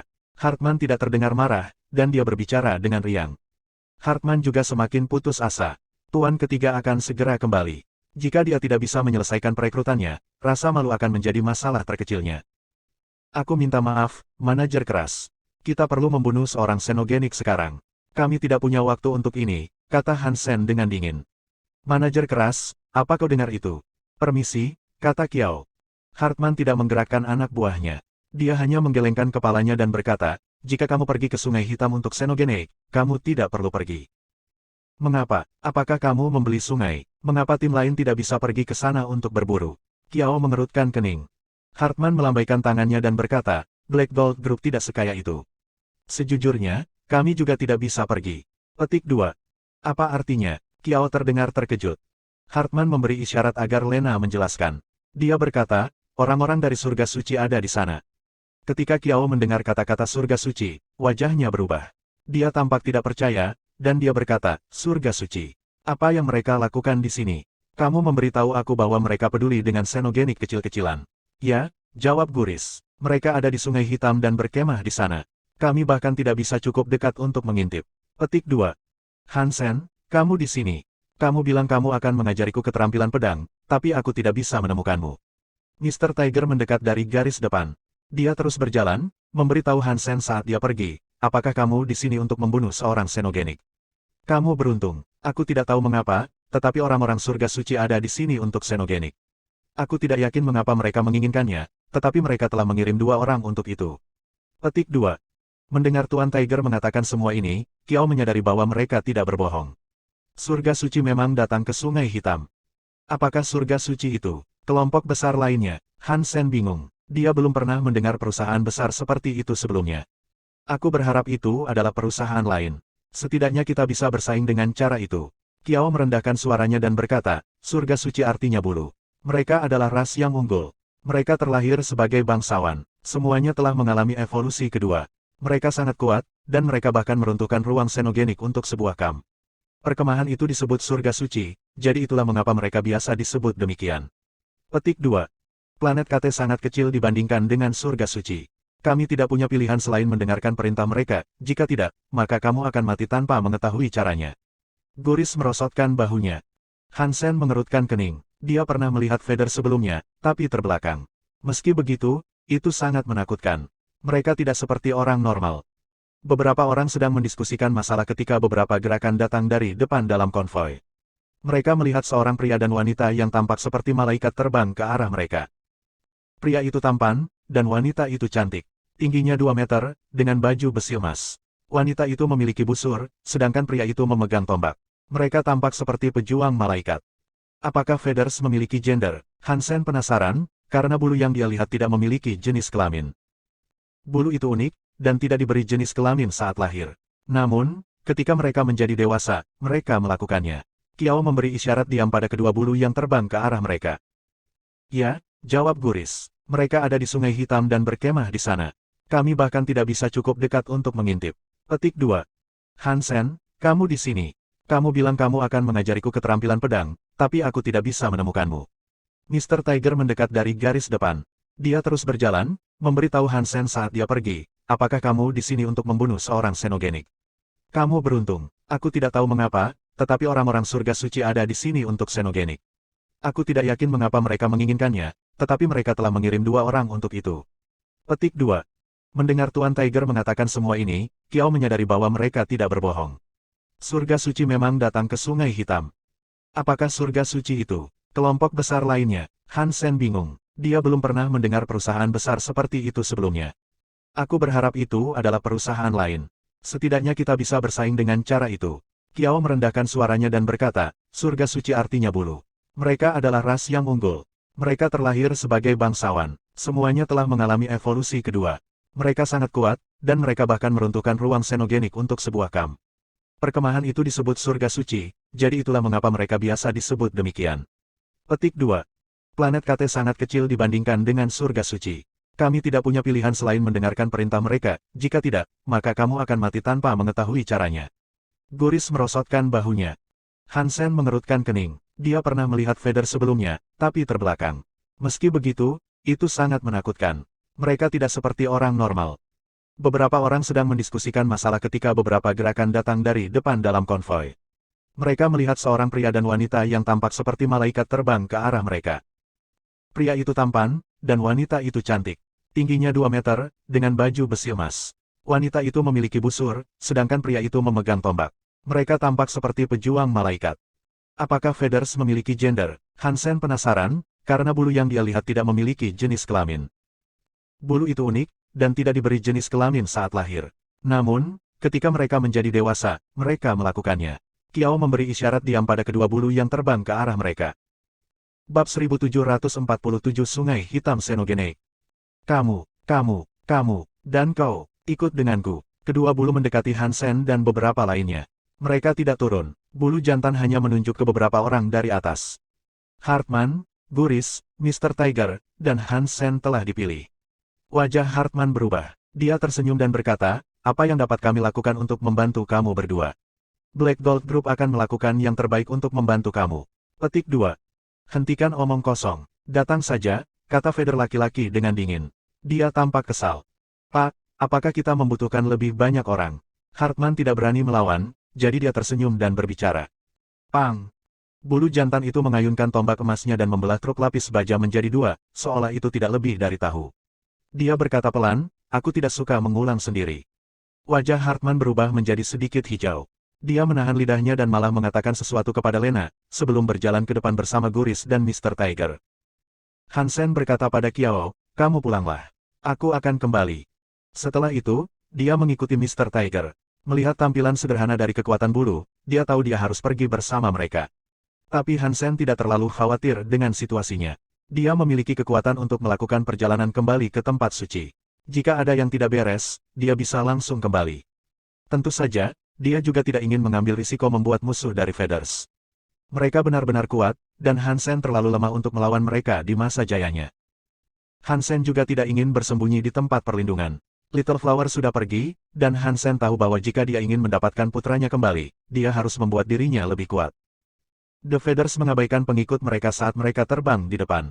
Hansen dan tiga lainnya mengikuti. Kita seharusnya membawa mobil. Mereka berempat berkeringat deras, dan Feathers tidak berniat untuk memperlambat atau beristirahat untuk menunggu mereka.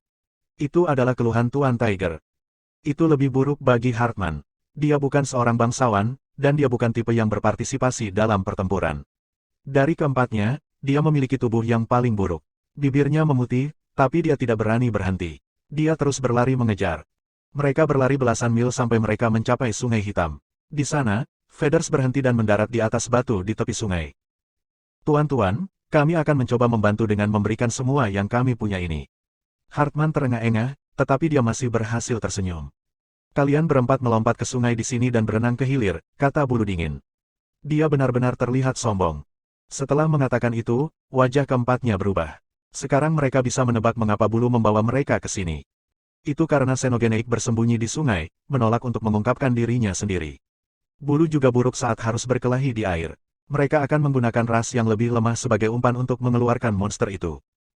4 dari mereka secara internal mengutuk kedua bulu, tapi mereka tidak menunjukkannya. Hartman dengan cepat berkata, dengan hormat, jika kamu ingin mengeluarkan Xenogeneik, kami memiliki banyak prajurit yang lebih rendah untuk tugas itu. Jika kita memanggil lebih banyak, kita pasti bisa menariknya keluar. Petik 2. Masuk ke dalam air. Bulu laki-laki memandang Hartman tanpa ekspresi dan mengangkat tombak emasnya. Tombak itu mengarah tepat ke Hartman. Jika Hartman mengatakan satu kata lagi, dia pasti akan dibunuh. Dia akan menjadi umpan hidup atau mati. Hartman mengertakkan gigi. Dia menatap Guris dan Tuan Harimau, lalu beringsut menuju sungai. Guris dan Tuan Harimau tersenyum kecut, lalu mereka juga mengikuti. Dalam hati mereka, mereka sangat membenci Feathers. Kubilang masuk ke dalam air. Apa kau tidak mendengarku? Feather laki-laki melihat bahwa Hansen tidak bergerak, dan dia menatapnya dengan dingin. Biarkan dia pergi. Dia hanya seorang anak kecil, kata Feather betina. Feather laki-laki mendengarnya, tapi dia masih mengangkat tombaknya dan menatap Hansen, berkata, jangan membuatku mengulangi diriku lagi. Hansen tidak bergerak, dan dia hanya melihat Feather jantan yang bertengger di atas batu. Hansen bisa selamat dari serangan Feather, tapi jika dia menyusuri sungai, dia tidak akan tahu kapan Xenogeneik akan muncul dengan sendirinya, dan dia juga tidak akan mempelajari levelnya. Dia tidak tahu harus mengharapkan apa. Jika Xenogeneik menyerang di bawah air dan menangkap Hansen tanpa disadari, dia tidak dapat menggunakan teknik perjalanan luar angkasa. Dan kemudian, tidak mungkin bertahan hidup. Jadi, dia tidak mau mengambil risiko itu. Bulu jantan itu tampak seperti pembunuh. Dia melambaikan lan emasnya sekitar. Tangan Hansen mencengkeram belati tanduk badak. Dia lebih suka melawan Vader daripada mempertaruhkan nyawanya dengan cara lain. Saat Vader jantan mengangkat tombaknya, percikan datang dari sungai, diikuti dengan jeritan. Kedua Bulu dan Hansen melihat ke atas, dan mereka melihat ada sesuatu yang bergerak di tengah sungai. Itu menuju Hartman dan dua lainnya. Dua lainnya telah dicengkeram oleh tentakel dan diseret ke depan. Hanya senjata Geno Mr. Tiger yang bisa memberikan kerusakan pada tentakel. Dia tidak bisa memotongnya, tetapi dia berhasil melukai tentakelnya dan membuatnya terguncang kembali. Sampai saat ini Pak Tiger masih bebas. Hartman dan Guris menjerit saat mereka diseret lebih jauh ke sungai. Mereka tidak bisa melawan, dan armor Geno mereka terlalu lemah untuk menahan tentakel. Ledakan. Kilatan petir emas menyambar langit. Itu merusak atmosfer sebelum menembus tentakel. Bulu itu terbang ke arah binatang itu dan menabrak sungai dengan tombaknya. Air sungai ditarik dari tombak, menciptakan parit sedalam belasan meter. Monster yang tampak seperti gurita terungkap. Separuh tubuhnya berada di dalam air, dan tentakelnya sepanjang 10 meter mengikat Hartman dan Guris. Tombak bulu itu sekarang menghantam kepala makhluk itu. Monster itu mencoba mengayunkan tombak dan Vader, tetapi sebuah panah emas terbang di udara dan menekan tentakelnya. Karena bantuan pemanah, Vader jantan masih bebas beraksi. Dong! Tentakel kristal yang tampak biru muncul. Itu memblokir tombak emas Vader, dan kekuatan itu membuat Vader jatuh kembali beberapa meter di udara. Bab 1748 mengajari kamu bagaimana menjadi ras kecil. Saat tentakel kristal biru meraih Vader jantan, cahaya keemasan bersinar. Itu adalah panah emas, melubangi tentakel kristal. Panah emas ini berbeda dari yang lain. Kekuatan aneh membawanya turun dengan kekuatan kepala bor.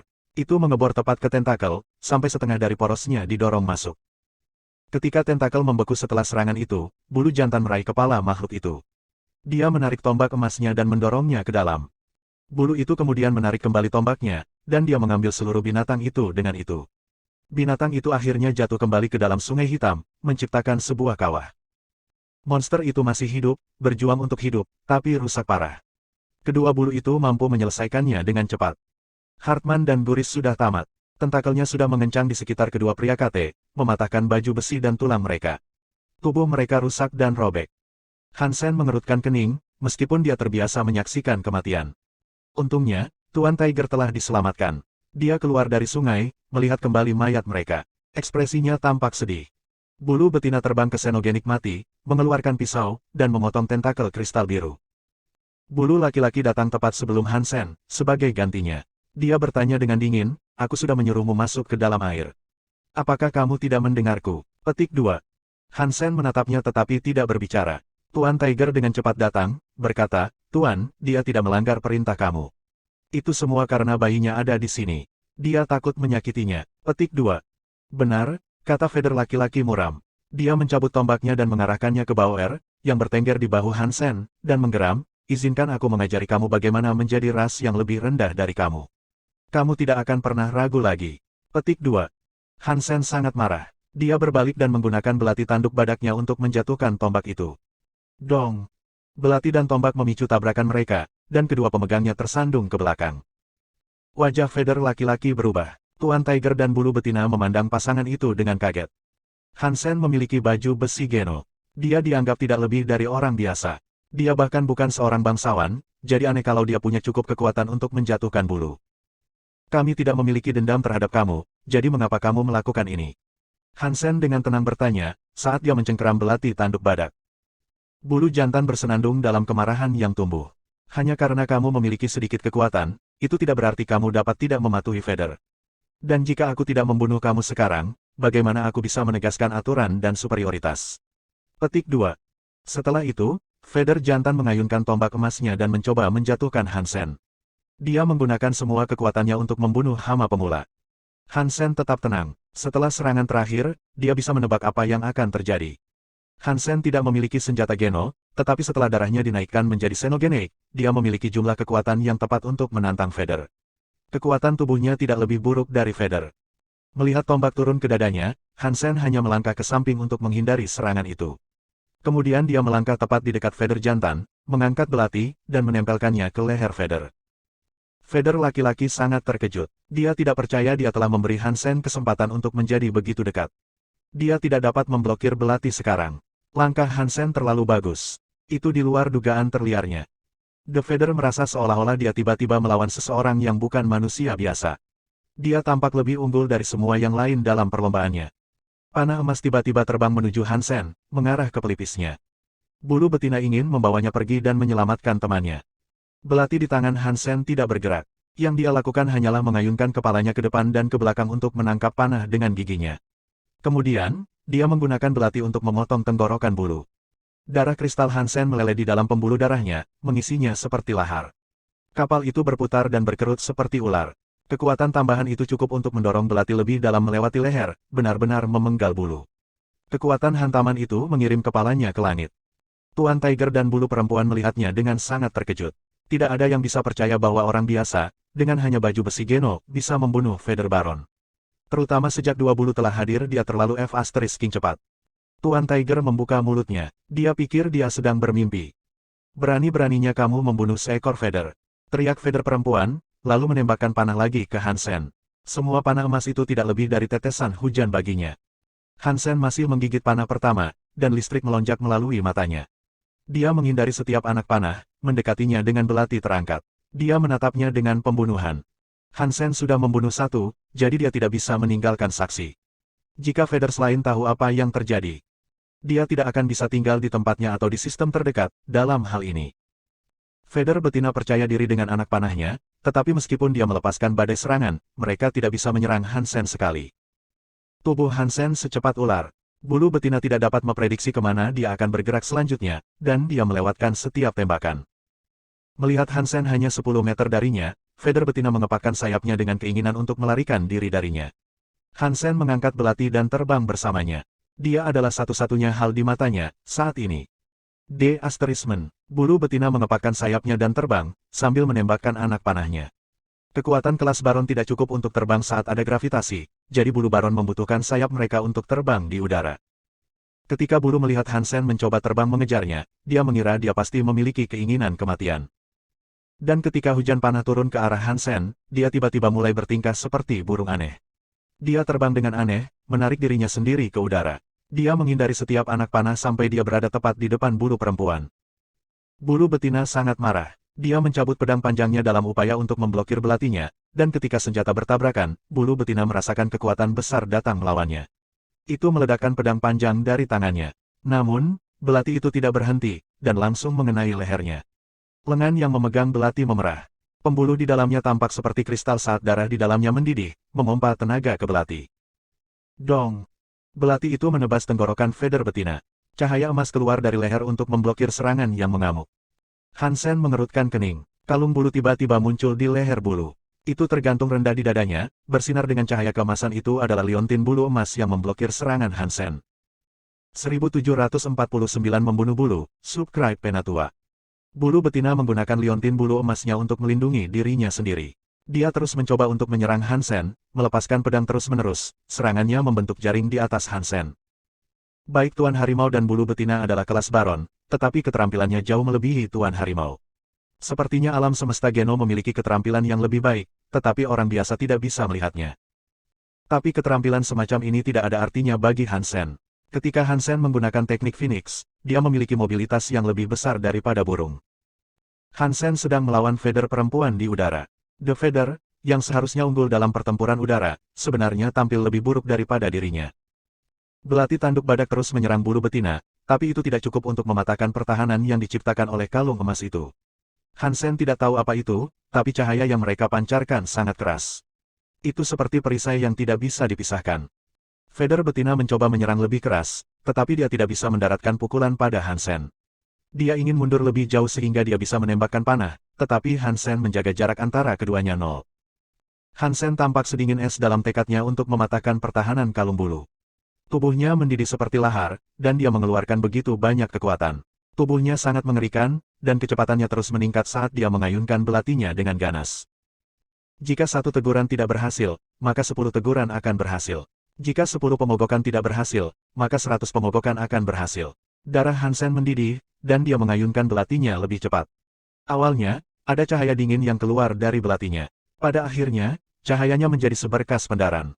Lampunya seperti rantai, menghantam kalung bulu. Suara benturan menjadi raungan tak terputus. Bulu betina ketakutan. Dia mengepakkan sayapnya, ingin terbang menjauh dari Hansen. Tapi Hansen terbang lebih baik dari dia. Dia tidak bisa melarikan diri, dan dia tampak murung. Kaca. Saat Hansen terus menyerang, kalung bulu itu mulai mengalami retakan kecil. Perisai emas mulai melemah. Mata Hansen menjadi dingin. Pembuluh di pelukannya sangat kuat, dan belati itu kembali digerakkan ke perisai emas. Kalung itu hancur dengan suara pecah yang keras, dan perisai emasnya pecah seperti kaca yang diperkuat. Cahaya keemasan berubah menjadi debu, dan liontin itu jatuh. Bulu betina sangat terkejut. Belati di tangan Hansen seperti kilat sekarang, dan itu melintas tepat di lehernya. Bulu betina mengepakkan sayapnya. Dia bergerak dengan keinginan untuk menghindari serangan, tetapi serangan itu terhubung sebagaimana mestinya. Itu memotong setengah lehernya. Tuan Tiger membeku. Hansen hanyalah makhluk biasa dengan baju besi Geno. Namun, dia baru saja berhasil menjatuhkan dua Feather Baron. Pemandangan itu meniup pikirannya, dan sekarang dia memandang Hansen seolah-olah dia sedang melihat monster. Hansen masih memegang belatinya saat dia melihat ke mata bulu. Leher yang telah dipotong terbuka tiba-tiba sembuh, seolah-olah tidak ada kerusakan yang terjadi. Bulu Xenogenik. Hansen mengerutkan kening. Bulu berevolusi dengan cepat. Mereka adalah ras unggul yang terlahir sebagai bangsawan, tetapi mereka masih bisa berkembang dengan dua cara berbeda. Mereka akan mendapatkan persenjataan Geno, atau mereka akan menjadi Xenogenik. Bulu perempuan itu seperti bulu yang berhasil dibunuh Hansen di tempat perlindungan. Itu adalah bulu Xenogenik, dan hanya mereka yang dapat memiliki gen Xenogenik. Tetap saja, melihat bulu Xenogenik perempuan, Hansen menyadari sesuatu. Tidak semua Xenogenik didorong oleh keinginan sederhana untuk membunuh. Mata bulu betina bersinar merah. Sayap putihnya berubah menjadi emas, saat tulang menjulur dan tumbuh dari sayapnya. Dia berubah dari malaikat menjadi penyihir bersayap emas. Dia berteriak dan terbang menuju Hansen. Mungkin itu karena kekuatan Xenogenik, tapi kekuatan dan kecepatannya meningkat. Namun, Hansen tidak mengelak. Darahnya memompa karena amarah, dan dia mengangkat belati dan menyejajarkannya dengan kepala bulu betina. Tangan Feather betina meraih belati saat dia turun, dan itu bahkan tidak bisa menembus telapak tangannya. Bulu betina mencengkeram lengan lainnya Hansen. Kuku emasnya menembus baju besi Genonya. Dia merentangkan sayap tulang emasnya untuk membungkus Hansen. Tulang emas menonjol tajam dari sayap, dan jika mereka menutup sekelilingnya sepenuhnya, itu akan seperti mulut taring yang menutupinya. Dia akan ditusuk. Tangan Hansen diraih oleh Feather betina, dan sepertinya sudah terlambat baginya untuk menghindar. Seluruh tubuhnya memang terbungkus sayap. Oh tidak, Tuan Tiger tahu ini buruk. Tapi detik berikutnya, dia mendengar suara kaca. Itu diikuti oleh teriakan. Bulu betina jatuh ke belakang, menjerit. Wajahnya telah dipotong menjadi dua, dengan sayap emasnya sepenuhnya patah. Hansen ada di udara, dengan armor Geno yang penuh dengan lubang. Tapi tidak ada darah yang keluar dari celah itu. Kulit putihnya menembus lubang, dan sepertinya tidak ada luka apapun. Tubuh Hansen terbang seperti burung phoenix, langsung menuju Feather perempuan. Setelah Feather betina menggunakan gen Xenogenik, matanya memerah karena keinginan untuk membunuh. Sepertinya dia telah kehilangan kemauan dan rasionalitasnya sendiri. Kepala yang telah dibelah sudah pulih, dan tulang patahnya beregenerasi dengan cepat. Makhluk itu menjerit saat kembali untuk Hansen. Tapi Hansen tidak akan memberinya kesempatan kali ini. Hansen menggunakan belatinya untuk memotong tubuhnya berulang kali. Kapal di bawah armor Geno mendidih, mengeluarkan kekuatan yang luar biasa. Kaca. Hansen mengulurkan tangan dan meraih Feather perempuan di kepalanya. Dia memotong sayap emasnya, satu persatu. The Feather mencoba menggigit lengan Hansen, tetapi Hansen hanya memindahkannya lebih keras lagi. Dengan belati, Hansen memenggal kepalanya. Tubuh, tanpa kepalanya, masih datang untuk Hansen. Dan kepala tanpa tubuh itu membuka mulutnya, masih mencoba menggigit lengannya. Darah Hansen melonjak seperti gunung berapi. Itu membawa kekuatan yang cukup baginya untuk memotong perempuan itu sepenuhnya, dan akhirnya membunuhnya. Baron Xenogenik diburu, gen Xenogenik ditemukan. Jiwa binatang Xenogenik penyihir bulu emas diperoleh. Petik 2. Hansen mendengar pengumuman itu diputar. 1750 Sina, subscribe Penatua. Hansen menemukan tulang emas di dalam mayatnya. Panjangnya 10 cm. Ketika Hansen melepasnya, tubuhnya mulai kembali ke keadaan semula. Sayap emas menjadi putih lagi, dan tulang seperti cakar pada sayap dan lengannya juga mundur. Dia masih telentang. Dia sudah mati. Hansen, kamu dalam masalah. Kamu membunuh mereka. Bulu pasti akan datang untukmu, kata Tuan Tiger. Siapa bilang aku membunuh mereka? Kata Hansen dingin, menatap Tuan Tiger. Tuan Tiger membeku, dan Hansen melanjutkan dengan berkata, kami membantu dua bulu dalam membunuh Xenogenik. Ras tak dikenal datang dari langit untuk membunuh kedua bulu itu dan mencuri bahan Xenogenik. Kamu, Hartman, dan aku pergi untuk memancing Xenogenik keluar. Kami berada di air, jadi kami berdua berhasil lolos dari serangan itu. Petik 2. Tuan Tiger memikirkan apa yang dia katakan. Dan setelah hening beberapa saat, dia akhirnya harus bertanya, apakah menurutmu cerita itu akan berhasil? Bisakah kamu membunuh dua bulu? Hansen bertanya pada Tuan Tiger. Tuan Tiger menggelengkan kepalanya. Tidak, aku terlalu lemah. Petik 2. Jika kamu tidak dapat membunuh mereka, maka cukup sederhana untuk berasumsi bahwa orang biasa dengan baju besi Geno juga tidak bisa, kata Hansen pelan. Tuan Tiger mengerti sekarang, dan Hansen benar. Tampaknya tidak mungkin mereka bisa membunuh kedua bulu itu. Tidak ada yang akan berasumsi Hansen memiliki kekuatan untuk membunuh bulu mulia dan bulu Xenogen seperti yang dia miliki. Tuan Tiger masih berusaha membungkus kepalanya di sekitar tontonan yang baru saja dia saksikan. Ayo pergi ke sungai dan berenang sedikit agar bisa dipercaya. Lalu, kita bisa melaporkan apa yang terjadi pada Feathers. Bisakah Black Gold Group menghubungi kelompok Feather? Hansen meraih tentakel kristal biru dan kemudian melompat ke sungai hitam. Tuan Tiger ragu-ragu sejenak, tetapi dia masih melompat mengejarnya. Mengikuti Hansen ke sungai berarti dia menyetujui skema tersebut. Tapi jika Tuan Tiger tidak ikut campur setelah Hansen, maka dia akan menjadi musuh Hansen. Tuan Tiger cukup yakin Hansen akan cukup senang untuk membunuhnya hanya untuk memastikan tidak ada saksi yang bisa membantah cerita Hansen. Itulah yang terlintas dalam pikirannya. Jadi, dia mengikuti setelah Hansen. Hansen tidak takut Mr. Tiger adalah seorang pengadu. Dan jika Tuan Tiger memberitahu seseorang apa yang sebenarnya terjadi, Hansen akan kembali ke tempat perlindungan. Jika Hansen kembali sebagai satu-satunya orang yang hidup, orang lain mungkin akan curiga juga. Mereka lebih cenderung mempercayai kisah yang dibuat-buat jika dua orang berhasil kembali, menceritakan kisah yang sama. Setelah pergi ke hilir, Hansen menemukan sudut yang rapi tempat dia bisa menyimpan tentakel. Dia kemudian kembali dengan Mr. Tiger. Mereka memanggil grup emas hitam untuk melindungi tempat kejadian, sementara Tuan Tiger menghubungi petugas tingkat tinggi. Mereka menanggapi insiden itu dengan sangat serius, dan mereka memastikan untuk melaporkan apa yang terjadi kepada Feathers. Kiao belum pergi. Dia telah menunggu Hansen kembali, dan ketika dia kembali, kelegaan menyapu dirinya. Setelah semua orang pergi, Hansen kembali ke tempat kejadian. Dia menggali tentakel kristal biru yang dia sembunyikan, dan dia menggunakan kekuatan perjalanan luar angkasa untuk mengirim tentakel dan tulangnya ke tempat perlindungan. The Feathers tidak akan bisa menemukannya di sana, apapun yang mereka lakukan. Setelah Hansen kembali ke rumah Kiao, dia menemukan kesempatan untuk memeriksa jiwa binatang barunya. Baron Xenogenic Beast Soul, Gold Feather Witch tipe busur.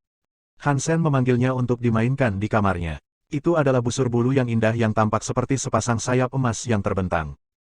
Sayangnya, tidak ada anak panah. Tidak ada gunanya hanya memiliki busur, jadi Hansen menyimpannya untuk saat ini. Keesokan harinya, Black Gold Group menyuruh Hansen untuk datang ke markas mereka. The Feathers berada di pertemuan kota Grand dengan Black Gold Group, jadi Hansen harus datang ke pertemuan itu. Di dalam ruangan yang sepertinya dimaksudkan untuk interogasi, Hansen melihat Feather. Itu adalah seorang wanita, dan dia terlihat sangat mirip dengan yang baru saja dibunuh. Hansen kesulitan membedakan anggota suatu ras jika mereka bukan manusia. Tapi kekuatan hidup Feather ini membuat Hansen merinding. Kekuatan yang dia miliki sama sekali tidak seperti bulu yang dia bunuh.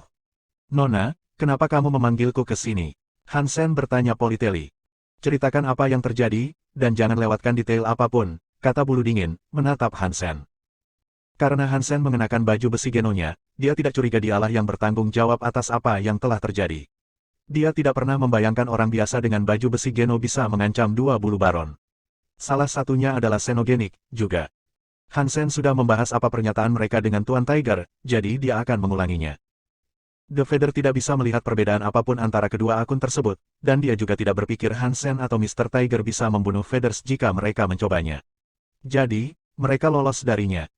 Jangan tinggalkan Grand City untuk beberapa waktu. Jika aku memiliki pertanyaan lain untuk ditanyakan, aku perlu bertemu dengan kamu.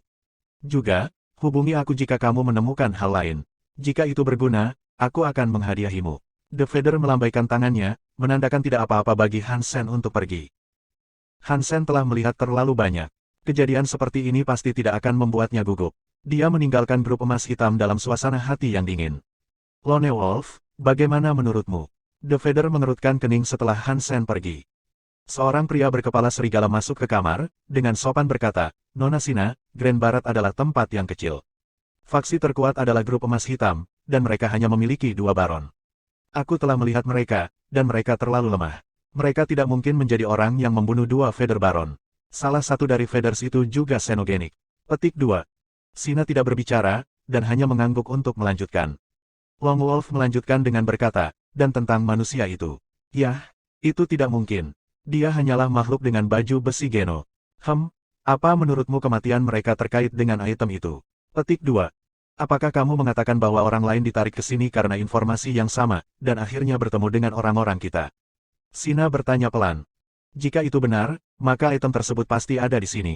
Kita harus cepat. Lone Wolf tampak bersemangat. Itu hanya mitos, ingat. Kami tidak tahu apakah cerita itu benar. Kami tidak tahu lokasinya, jadi kami tidak bisa menemukannya, kata Sina. Jika ada di sini, hal-hal akan menjadi aneh setelah lahir.